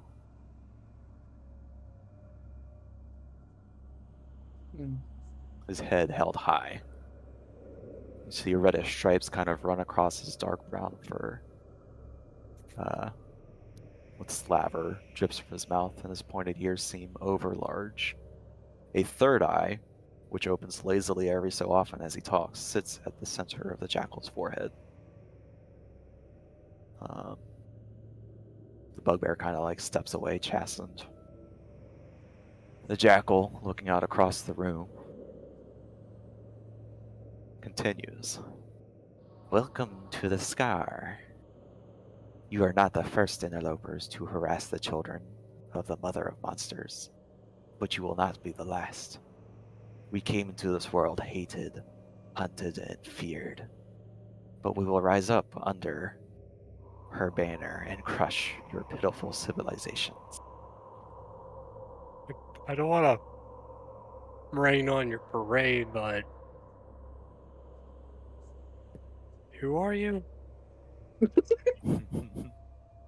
I am Weeba, chosen of the mother. Though I began life as a simple beast, she blessed me with the intelligence and incomparable powers to gather her children here.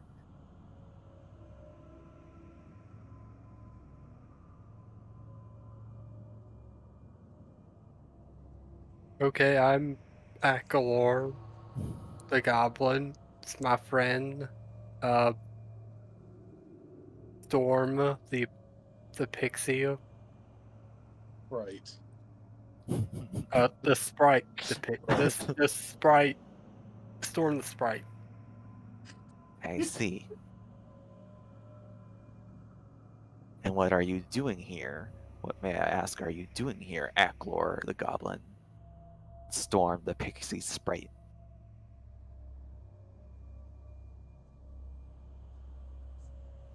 Well, um,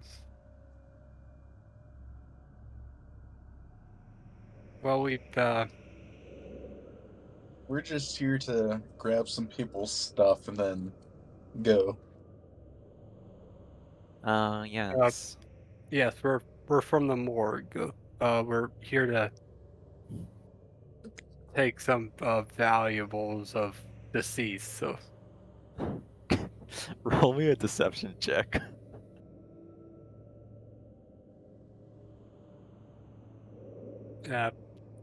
12. 12? Yeah, no, he kind of like cocks his head and he's like, yeah, I don't buy it for 1 second. Look, so obviously we know why you're here, so why don't we just go ahead and get this started, shall we? He kind of glances over at the bugbear. Ruck, why don't we do what we do best? I'm gonna need everybody to roll me some initiative. I don't know. There's just something about letting waffles like take over that's just amazing. It's I so rolled a, good. I rolled a 12, so All right, 22. 22. Okay. Cool. Storm said 12. yep. Okay. Cool. Now,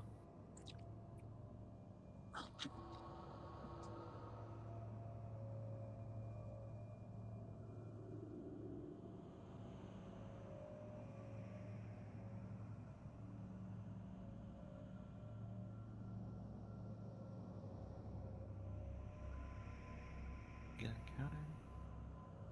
Aklor. You happen Okay. to be up first.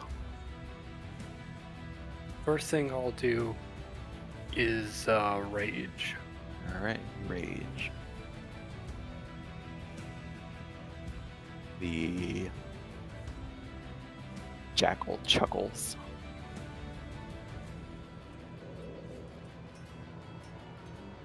Okay. Next Okay. action. The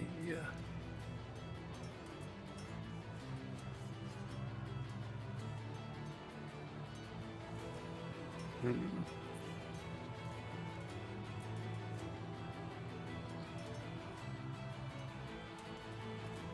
You still have the Hey, rat, Storm. right? Oh yeah, the rat. I'll place down the rat. You want to place on the rat? All right.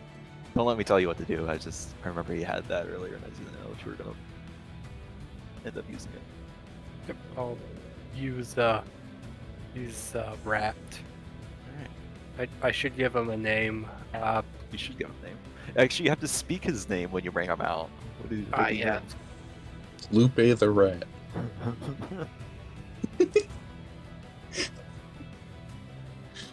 Summon Forest Looper and Yanyan Rat. I goofed up the name. Lupe. Lupe.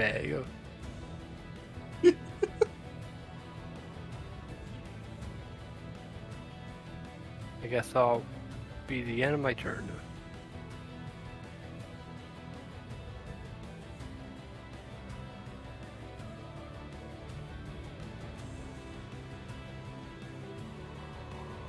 I accidentally hit the back button on the mouse, so having to open up characters again. Alright, so let's see. The rat is 2 actions, right? So yeah, it's turns, rats. Said it's the rat's turn. Not quite. It is now the jackal's turn. As he will use...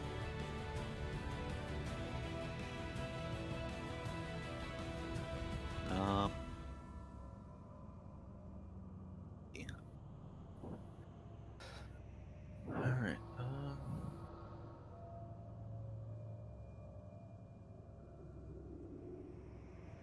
Alright, so yeah, he's gonna stare at you, Acklor, with his third eye, and give a hypnotic stare.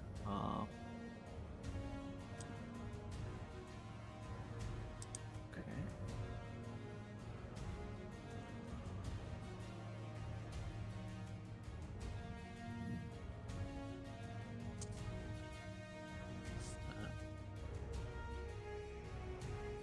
And...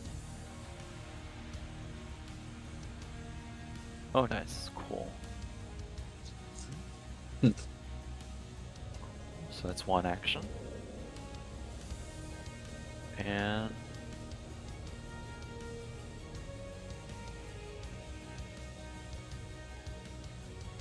Oh, yes. I see. I see now. Okay. He's going to hit you with a 3rd level... Well, I need you to give me a,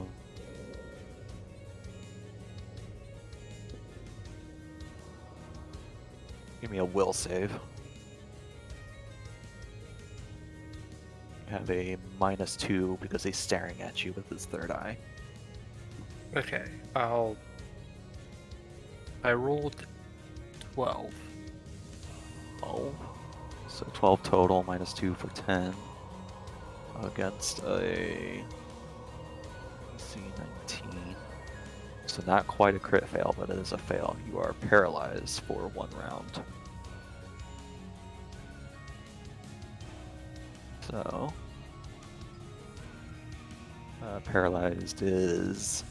You know, flat-footed and can't act except to recall knowledge and use actions that require only the use of your mind.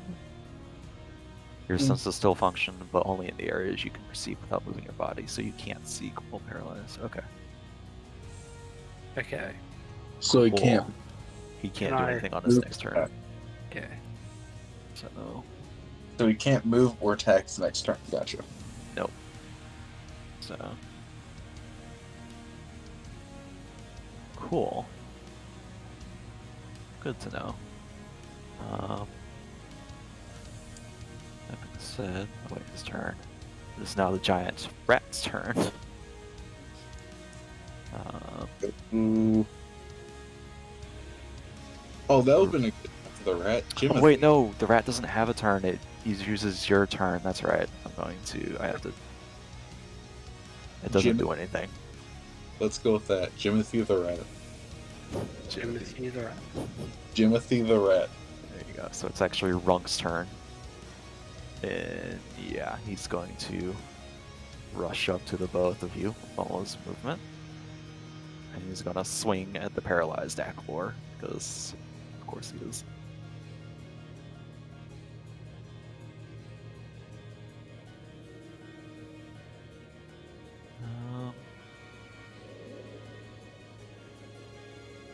First he's going to grab you. So hold on, how's the grapple work? It's going to attempt to grapple you while you're paralyzed. Might as well put it on now.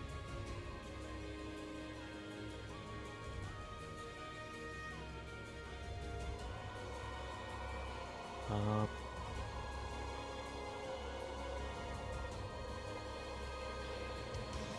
oh no, that won't work because that's a two-handed weapon. So no wait, it's a bastard sword. He can one-hand that. Hmm. So. Oh, I see. Never mind. I was reading the. It's okay. Yeah, that's a typical bastard sword. All right, cool. So yeah, he's going to attempt an athletics check against your fortitude, which is currently +10. Oh wait, does the paralyze not affect your fortitude? Flat-footed. No, it doesn't. Oh, that's funny. Okay, well, he's going to attempt to grapple you anyway with an athletics. 19. Just fails actually, but it is an attack, so instead he's going to swap to the massive sword is two-handed and strike you with his last. No, that is his last action, is to swap to two hands with the sword. Dagnabbit. It's a terrible turn. Storm. Cool. I'm not sure how much it's going to help, but I'm going to cast Scoring Sand on the jackal. Alright, scouring sand. Scoring Sand. Scouring, what's the difference? 60. See, it's a 10-foot burst, so yeah, in the jackal's area, yeah, you'll only be able to get one target, so not gonna mark it. But that's a reflex save. 24 to save. What happens on a save? He's unaffected. Okay. Yep. You blast the area with a grid that scours away soil against the creature's eye for the duration. Plant-based terrain, smaller than a tree. Yep, okay. Scouring sand attempts to counteract the tangle. Yep. Okay, so it's not damaged, it's just dazzled. Okay. Yeah. Gotcha. Duration. Oh, but you can sustain it for a minute. Okay. Yeah. He cackles. But I think he's actually immune to that. It's immune to it now, right? Scouring sand. Oh wait, because he saves. Successfully countering an effect removes only the portion of its area that overlaps with Oh no, Scoring Sand. counteracting is different. That's if they like dispel magic or something to remove it instead of saving against it is different. So. Okay. So. But it's still there. Gotcha. So yeah, it's still there. So. Okay. That is my turn.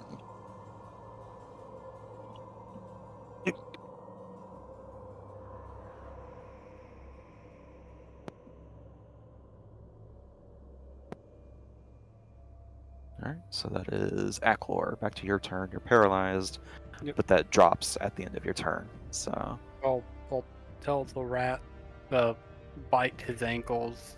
But So at the end of your turn. So. You'll have to wait till your next turn, though. That's what Okay. that is. So, because paralyzed. So, what is this other effect? Oh, the hypnotic stare. Okay. Alright. Mila's turn again. Alright, just to make sure there wasn't anything else you could necessarily do.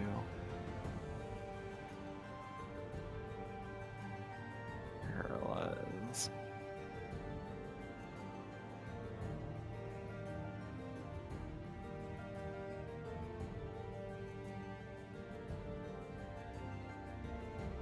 Yeah, cool.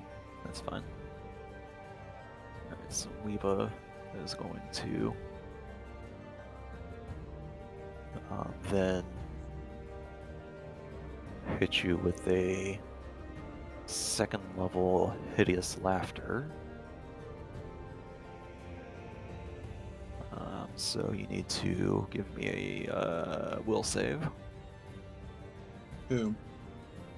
Aclor, sorry. 16. That will fail. So you're just load 1 and you cannot use reactions. Okay, yeah. But it has to sustain that. So that's his first and second action. And he's just going to maintain the stare on you for Until the end of. Oh, okay, yeah. Cool.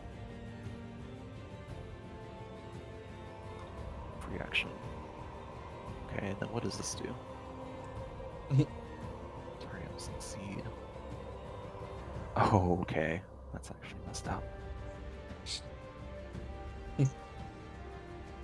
Alright. Sorry, it's just abilities. Alright. Runk is going to do what he should have done the first time and just hit you directly.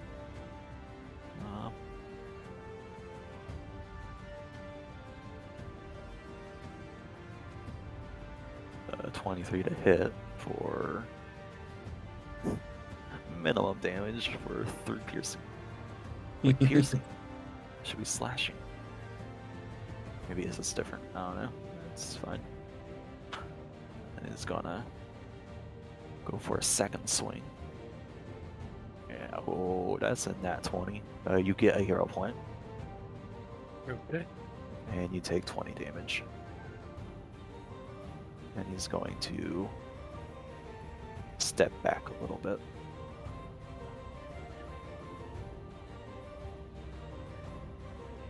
So, there you go. There's Storm. Cool. Actually, that's a good point. Are you good to sustain the stand? Yeah, I'm gonna sustain Okay, if you're sustaining stand, where do you want to put it? it. Let me move the. I'm keeping it in the same place right now. Okay.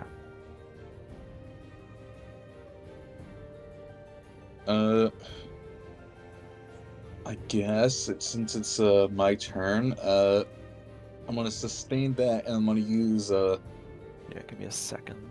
Sorry. Because it's a 10-foot burst, which means.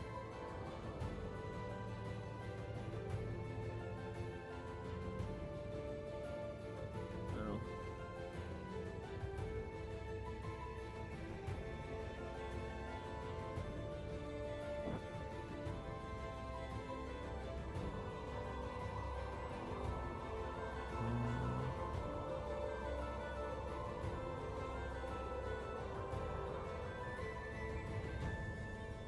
I'll say you could put it there. You can move it. You could like move it over like one tile and it hit both of them. It would. Do you move it as part of your thing? The thing is, if he stepped back, he would have avoided it. So. Yeah, I'm scooching it over one so that it hits both of them. Okay. That's part of your sustain, right? Yeah.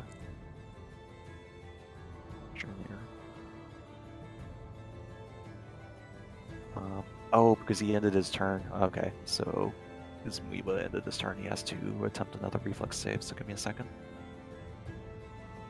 He saves. So a success, yeah.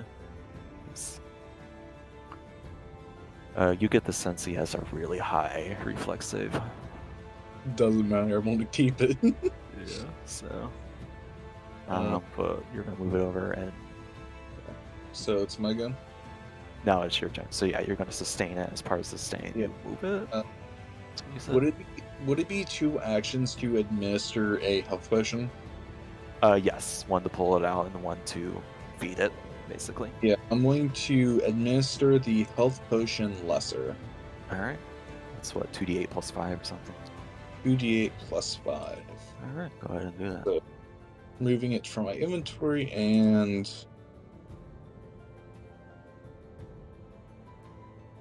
Oh, look at that. 19 health.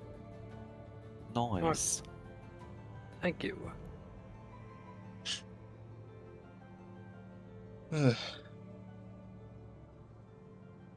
So, you're not the worst shape ever, but definitely So not. it's one action to sustain the Scouring Sand. Oh yeah, because it activated, doesn't that mean that the other guy has to do it as well? Or Yeah, I'm checking.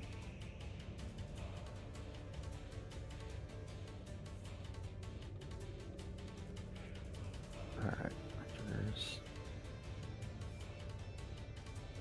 Oh, okay. So when you sustain it at 3rd level, you can move it. This is at 1st level, so you don't get that effect yet. See. Oh. To a spot once per round. When you sustain the spell, you can move the center of the burst to a spot within range. That's what it was. Okay, so you can't necessarily move it yet. Okay. But Once even where it was he was in range. Yeah. So. Alright. Cool. Acklor, the start of your turn. Okay. Storm, push me up. I'll, Before your turn starts, I need you to give me a will save. As Okay. the jackal ends his hypnotic stare on you.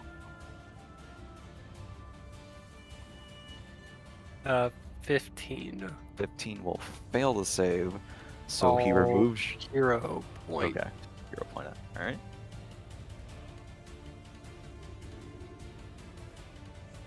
Okay. 19. 19 still fails, unfortunately. He removes the stare from you, so you're no longer under that effect right now. However, you forget any hostile actions it's taken against you. Hmm.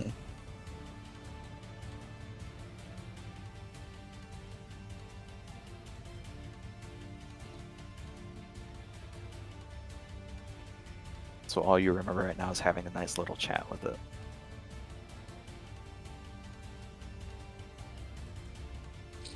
You do remember like pulling the rat out and stuff, but you don't remember necessarily why.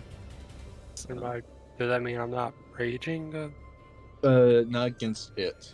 not but against it necessarily, but I'll say you're still raging because this guy over here is like got his sword out and like you remember this guy attacking you, Yep. like, you just Okay, ran up I'll to him. go but you don't remember the to, jackal being.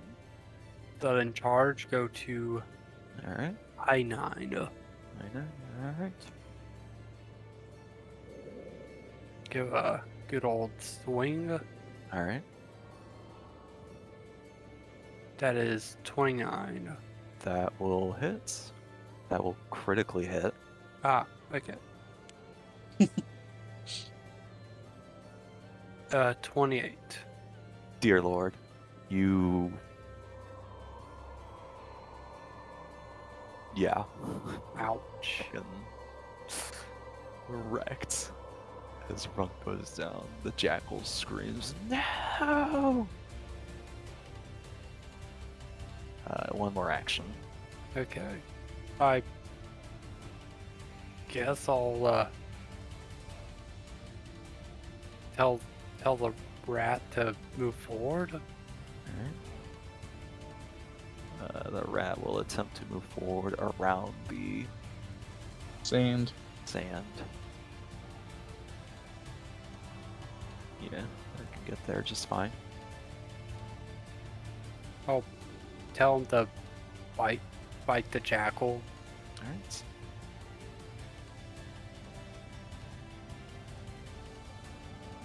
It will miss, unfortunately. So, yeah, oh wow. Alright. Weeba, upon starting his turn, scouring his sand as if they end their turn, right? Scoring sand. This creature, when you cast a spell or ends its turn in the area, must attempt to reflex. Okay, yeah. He's just gonna stare at you again with his third eye for one action. Rush at you with the second. And move the step over his friend, and he's gonna attempt to jaws you. Actually, he's not gonna stare at you. He's going to jaws you first. Bruh. And then he'll stare at you with his third action. Storm. The jackal is out of the range, right? Yeah. So you want to drop it? Yeah, I'm gonna drop it then. Okay. And I'm going to cast. I'm gonna cast Produce Flame and throw it at him. Alright.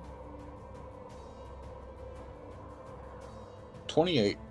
28 will hit. His AC is 21. Ooh. 10 damage. And then... yeah. Alright.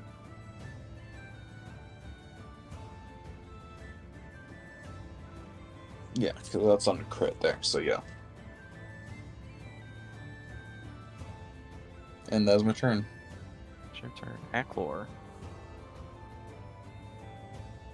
Jackal's all up in your face, and he's like, first I'm gonna gut you, and then I'm gonna eat your friend.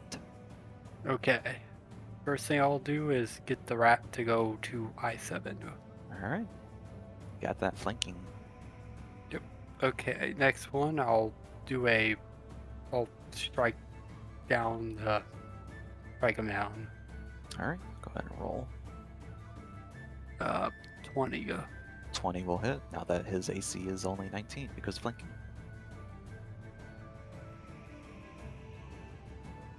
22 damage. Yeah, that'll do a thing. Oh man, I forgot to do this. Hold on. Give me a second. I don't have that one enabled? Bruh. I need to enable that one like yesterday. Hold on. This is gonna reload the page, but it's worth it. Trust me.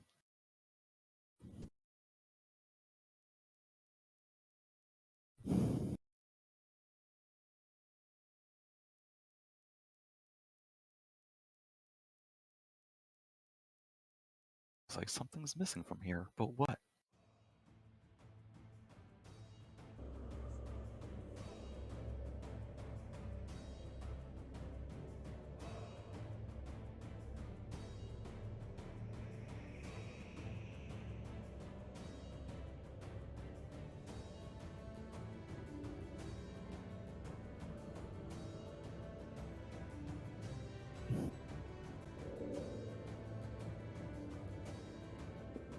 Oh, is it not working?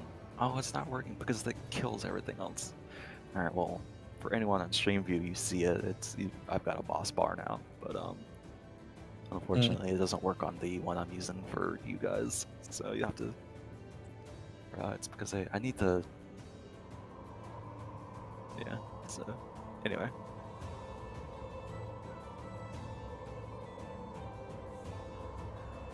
Yeah, I just realized something. Yeah. The Bloodline skill produced flame is just a better version of Phase Bolt. Nice. Just straight up. Yeah. Okay, Acklor, so you hit him for the first attack. You have one more action, right? Yeah. One more. You have one more action. The rat also has one more action, by the way. The rat? Yeah. Because they use one action to move up to him, but never attacked him. So I'm assuming it will attack him at some point. So, did I use the action to command it to move?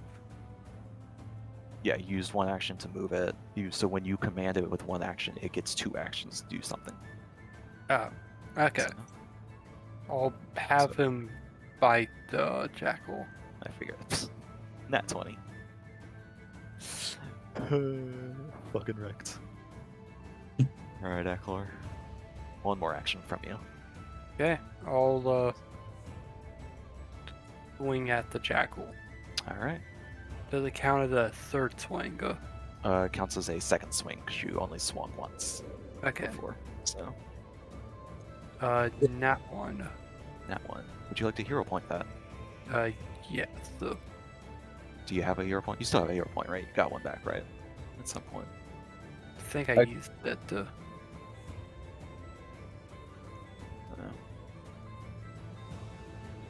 But didn't you just get one though? I was gonna say, Yeah. yeah, because you Yeah, hurt I yourself just with your got medicine, one. so yeah. Go ahead, you have it. Oh. Yep, okay.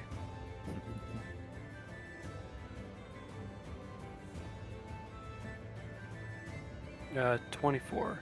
24 will hit. Go ahead and roll damage. 23 damage. 23 damage.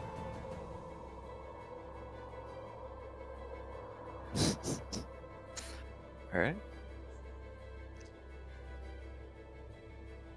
That'd be the end of my turn. He's just gonna... Oh wait, you're slowed. You wouldn't have that second attack to hit him with. Oh, I have so- a slowed effect? Right, yeah, because he put the hideous laughter on you. Oh, yeah. So you're overtaken with uncontrollable laughter. You must have... Okay. Thought that only took away my reactions. So actually, no, you wouldn't have that. He dropped it moving up to you because Ah. I completely forgot he had it up. So yeah, no, you're fine. So now that it's back to his turn, he's going to...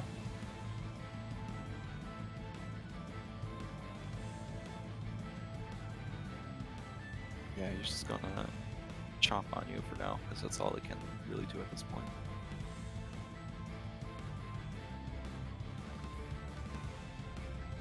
Actually, no, he's going to Hypnotic Stare first. Give you that effect. For reasons. Not on himself, dynamic, that's fine. And then he's going to Jaws you. Critical hits. He will use his reaction to inflict pain, so you'll take 20. And then another 10. Because that's doubled for a total of 30 damage. And he's really... He's pissed. He murdered his buddy. Oh, am I no longer enraged? No, you're still that- raged. you're You're still still ra- fighting stuff that you're raged against. Yeah. Okay. It's for whatever reason the symbol's not showing up anymore. I was but just making sure because if I wasn't enraged, that would mean I'm I unconscious. was gonna say that rage kept you alive there. First strike.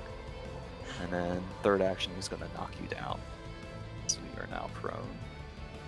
Because he struck you with his jaws.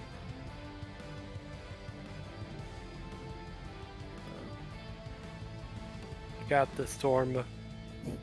Finish this. Produce flame. Let's go. Produce flame. 18. Can I hero point that? Yes, you may. Come on, produce flame. 19. 19 will still miss, unfortunately, because its AC is 21. That is my turn. Alright. Eklor, Oh, it's back to you. well, I'll strike. I'll finish this. Alright. Are you going to stand up first, or are you going to strike Uh, on the floor? Yes, I'll stand up Alright. first. Okay. My first strike is 21. Exactly what you need. On. How much damage? 14 damage. Eklor, how would you like to do this?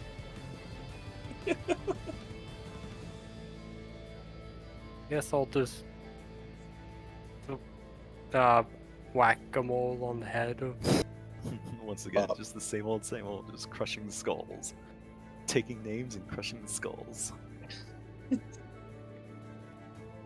And the rat lived. The rat indeed did live. Yes, you guys will get 150 experience. Ooh, That's that fine. is. Is that level up yet? No, I think that's 900 and. Oh, so close. Yeah, it's like 916 XP. You said 960. Yeah, that's what I think that counts out. No, is that right? What were you at before? Because it was like 770 or 766, correct? Maybe. There might have been a bit I missed somewhere, so yeah.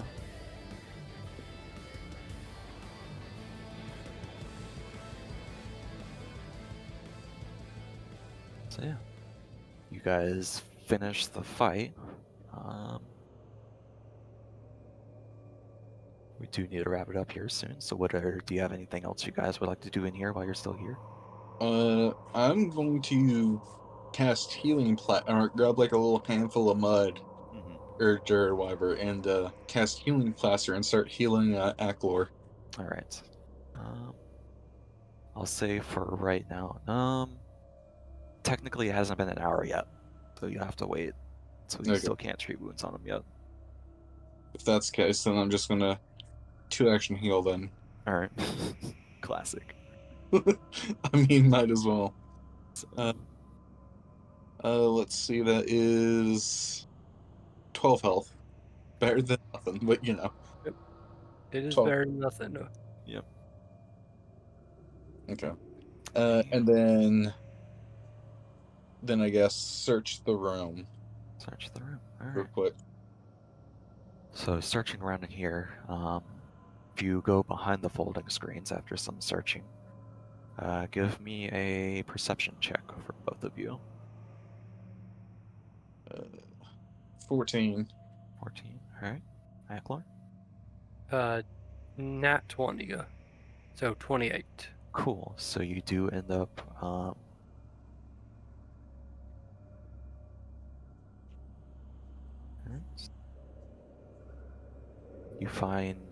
you see a pile of furs on the ground of the eastern part of the dais, while the western screen hides a small cache of bloody clothes.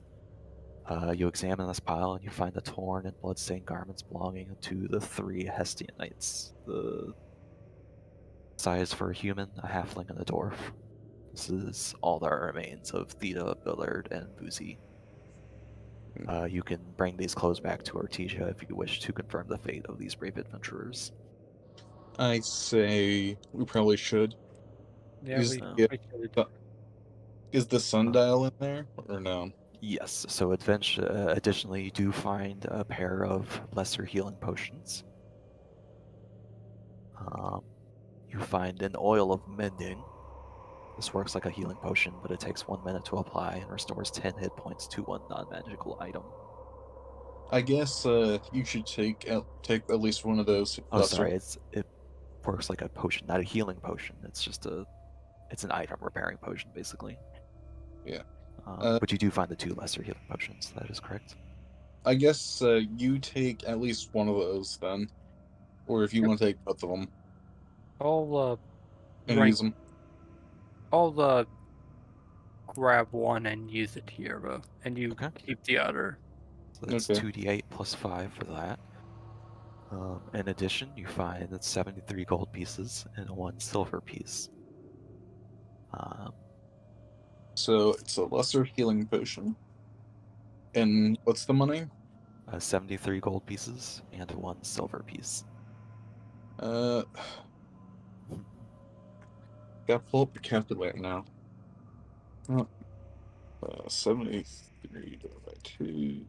So, Uh, anybody who searches the furs, or since you, Aklor, I'll, you rolled well. I'll get something 36.5. So God, 36 silver, or so 36 gold and 5 silver then for okay. the gold pieces for each of you. And then if you split the silver piece, that'll be 5 copper pieces as well to the both of you. Said 35 gold. 36 gold, 5 silver, and 5 copper in total. Gotcha. So there you go. There we go. And then what were you saying about the furs? So Aklor, you search the furs and you do find a little disc that matches the description of what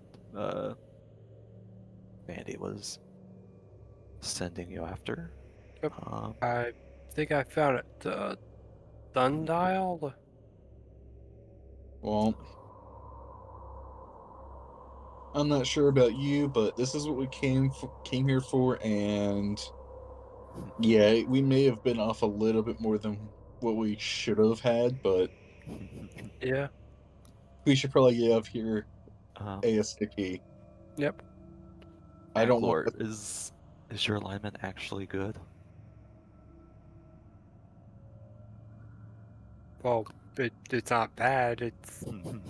It's not bad. Are you neutral? more Are like you a- more? Are you more neutral aligned or good I'm aligned?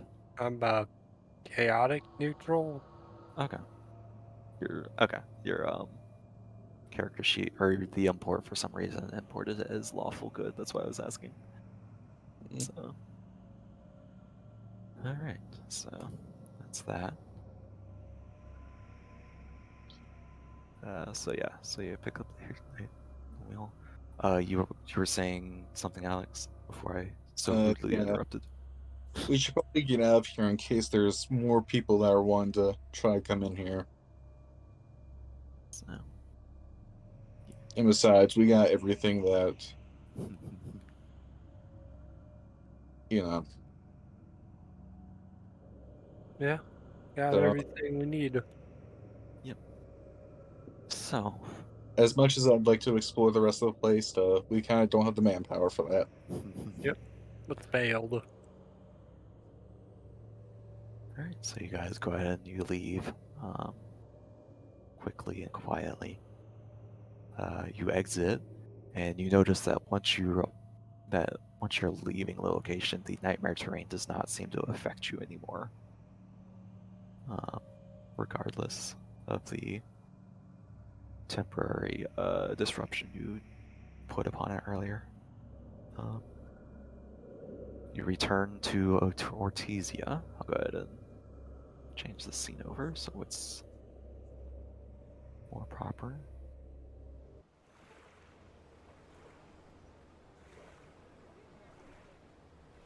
So let me get the scene over. There we go. Alright. That is Vandy once again. I'm assuming you take the sun wheel back to Yes, Vandy. that Since she has wheel her.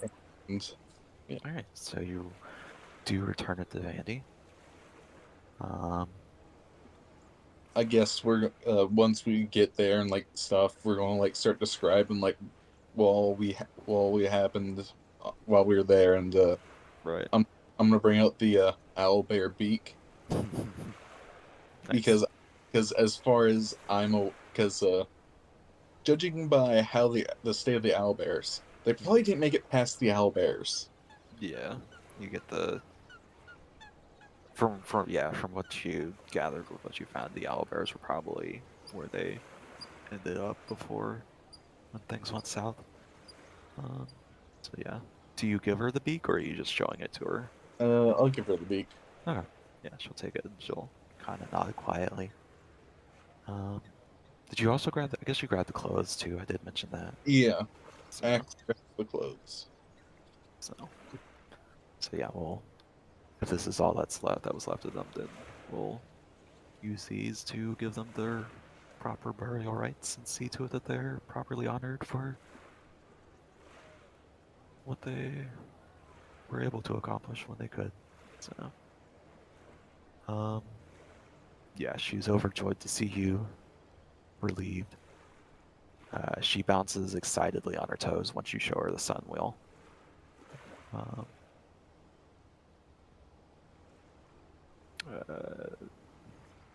Yeah, very eager to examine it, to attempt to recreate it. She promises that she'll return it to you after a few days. You certainly earned it after all, she says. And then whether or not she successfully... Okay. If anybody is interested, anybody who is able to craft can attempt to aid Vandy in this endeavor. Yeah, I'm I'll trained thing. So, I'm I can help. okay. Yep. So, all right. For that, I'll give a... Yeah, we'll say you're able to successfully reverse engineer it for now. Actually, hold on. Where is the... What level is it? Because that'll actually determine how easy it'll be for... Okay, so it's a level 5 item.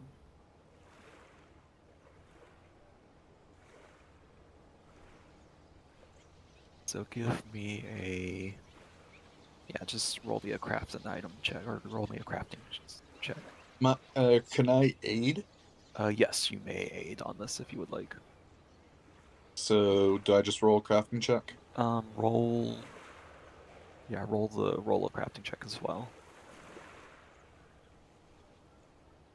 Uh, Uh, 20, How much? 25 to aid. Okay, so you have a 28. 28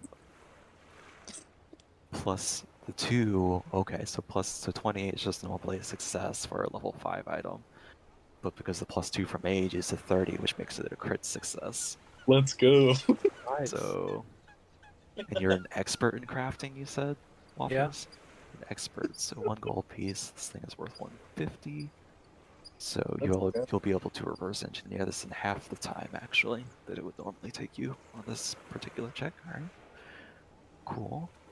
Let's go. Every +2 helps. Every plus 2 helps. So, so let me quickly look up the reverse engineering.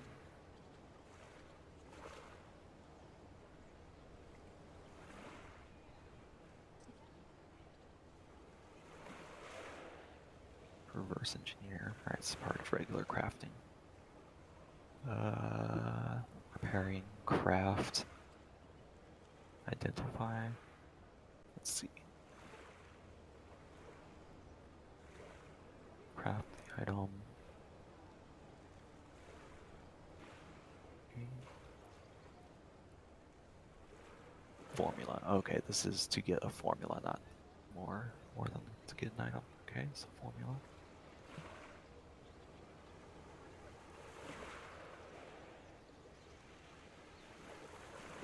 Is crafting a formula. If you have an item, you can try to reverse engineer its formula. Usually crafted though.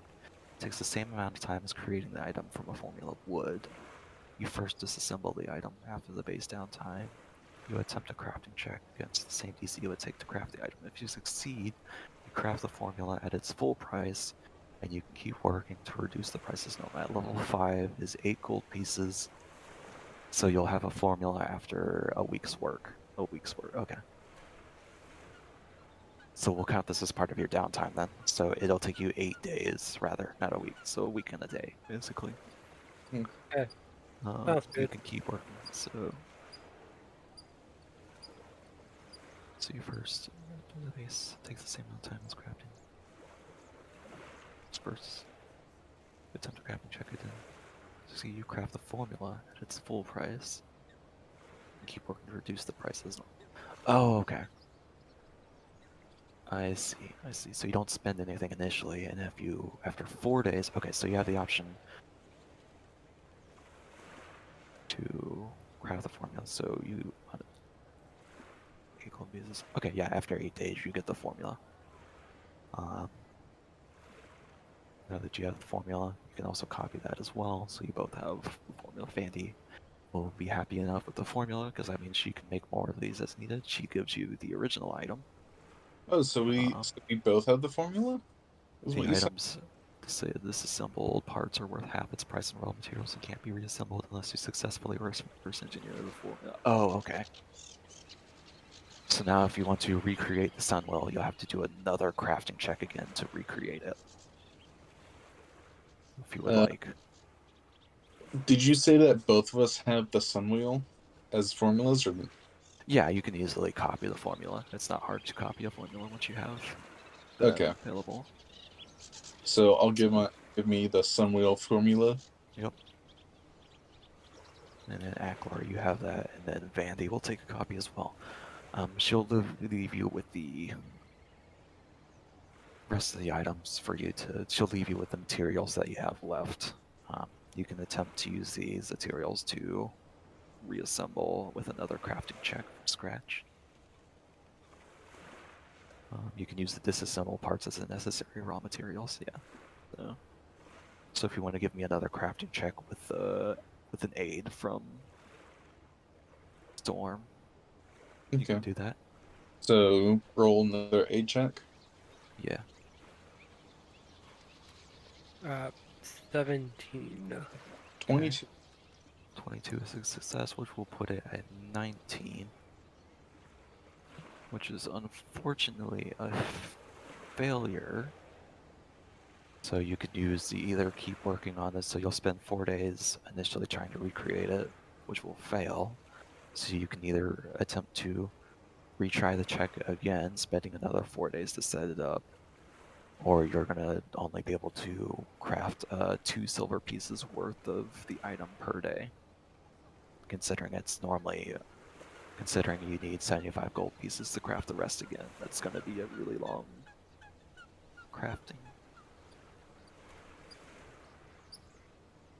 So try the crafting on, Try it again.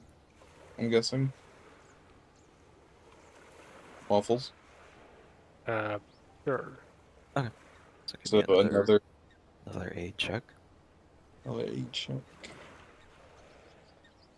Dude, I am on point with these aids. 24. Yeah, that's another plus. Sorry? 12. 12. But I'll Oh, hero point it. I'll allow it, yeah.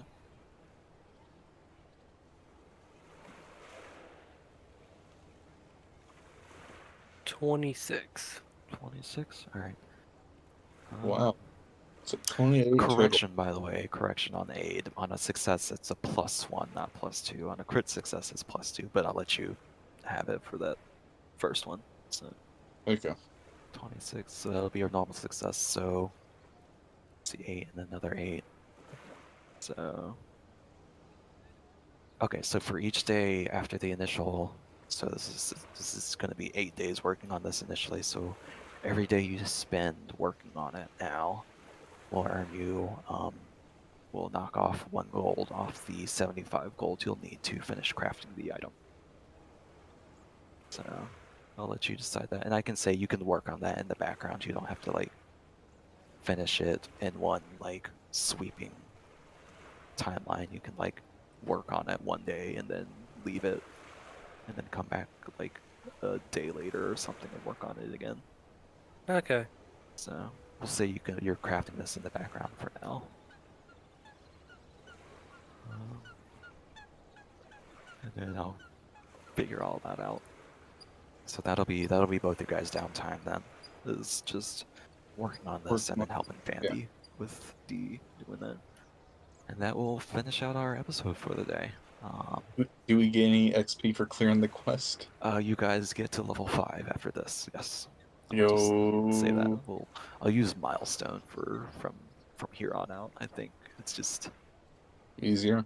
easier for now. So I like XP, but So milestone is like the adventure was set up with milestone in mind. So set to 0 XP and then just go level 5. yeah. Well, what are you guys at actually? 916. 916. We're like basically there. Yeah, you're basically there. So if you had done the other fights, it would have gotten you to level 5. So yeah, we'll see. It gets you there. So Kind you of get just that instead of all the items that were hidden away. How's that? kind of a little bit of a time restraint. Yeah. So So could be like that. Anyway, let's that'll do go. it for this episode. Anything you guys want to say before we close out? More cantrips. Heck yeah, more cantrips. All the cantrips. Sorcerers. Oh yeah, you haven't seen my level 5, have you? You're level 5? No, I haven't. What's your level 5 Yeah. looking like? I'll look at A it after. cantrip. So, I get 2 more. nice. Bro. So, alright. Johnny, anything you need to add in before we close out? Thanks for watching, I guess, on YouTube if you're on YouTube. Like, subscribe, hit that notification bell for more episodes coming to you live. Not live, but you know. Yeah. Yeah. So, I mean, that sounds about it. Okay. So,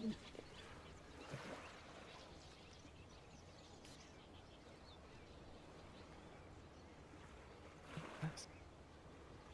Yeah, this is the cast of eDIOCRACY saying peace out. Have a good one or something like that. Say awesomeness. I don't know what else was there. You're acting like I'm gonna give you a genuine outro, not just have a random thing slap.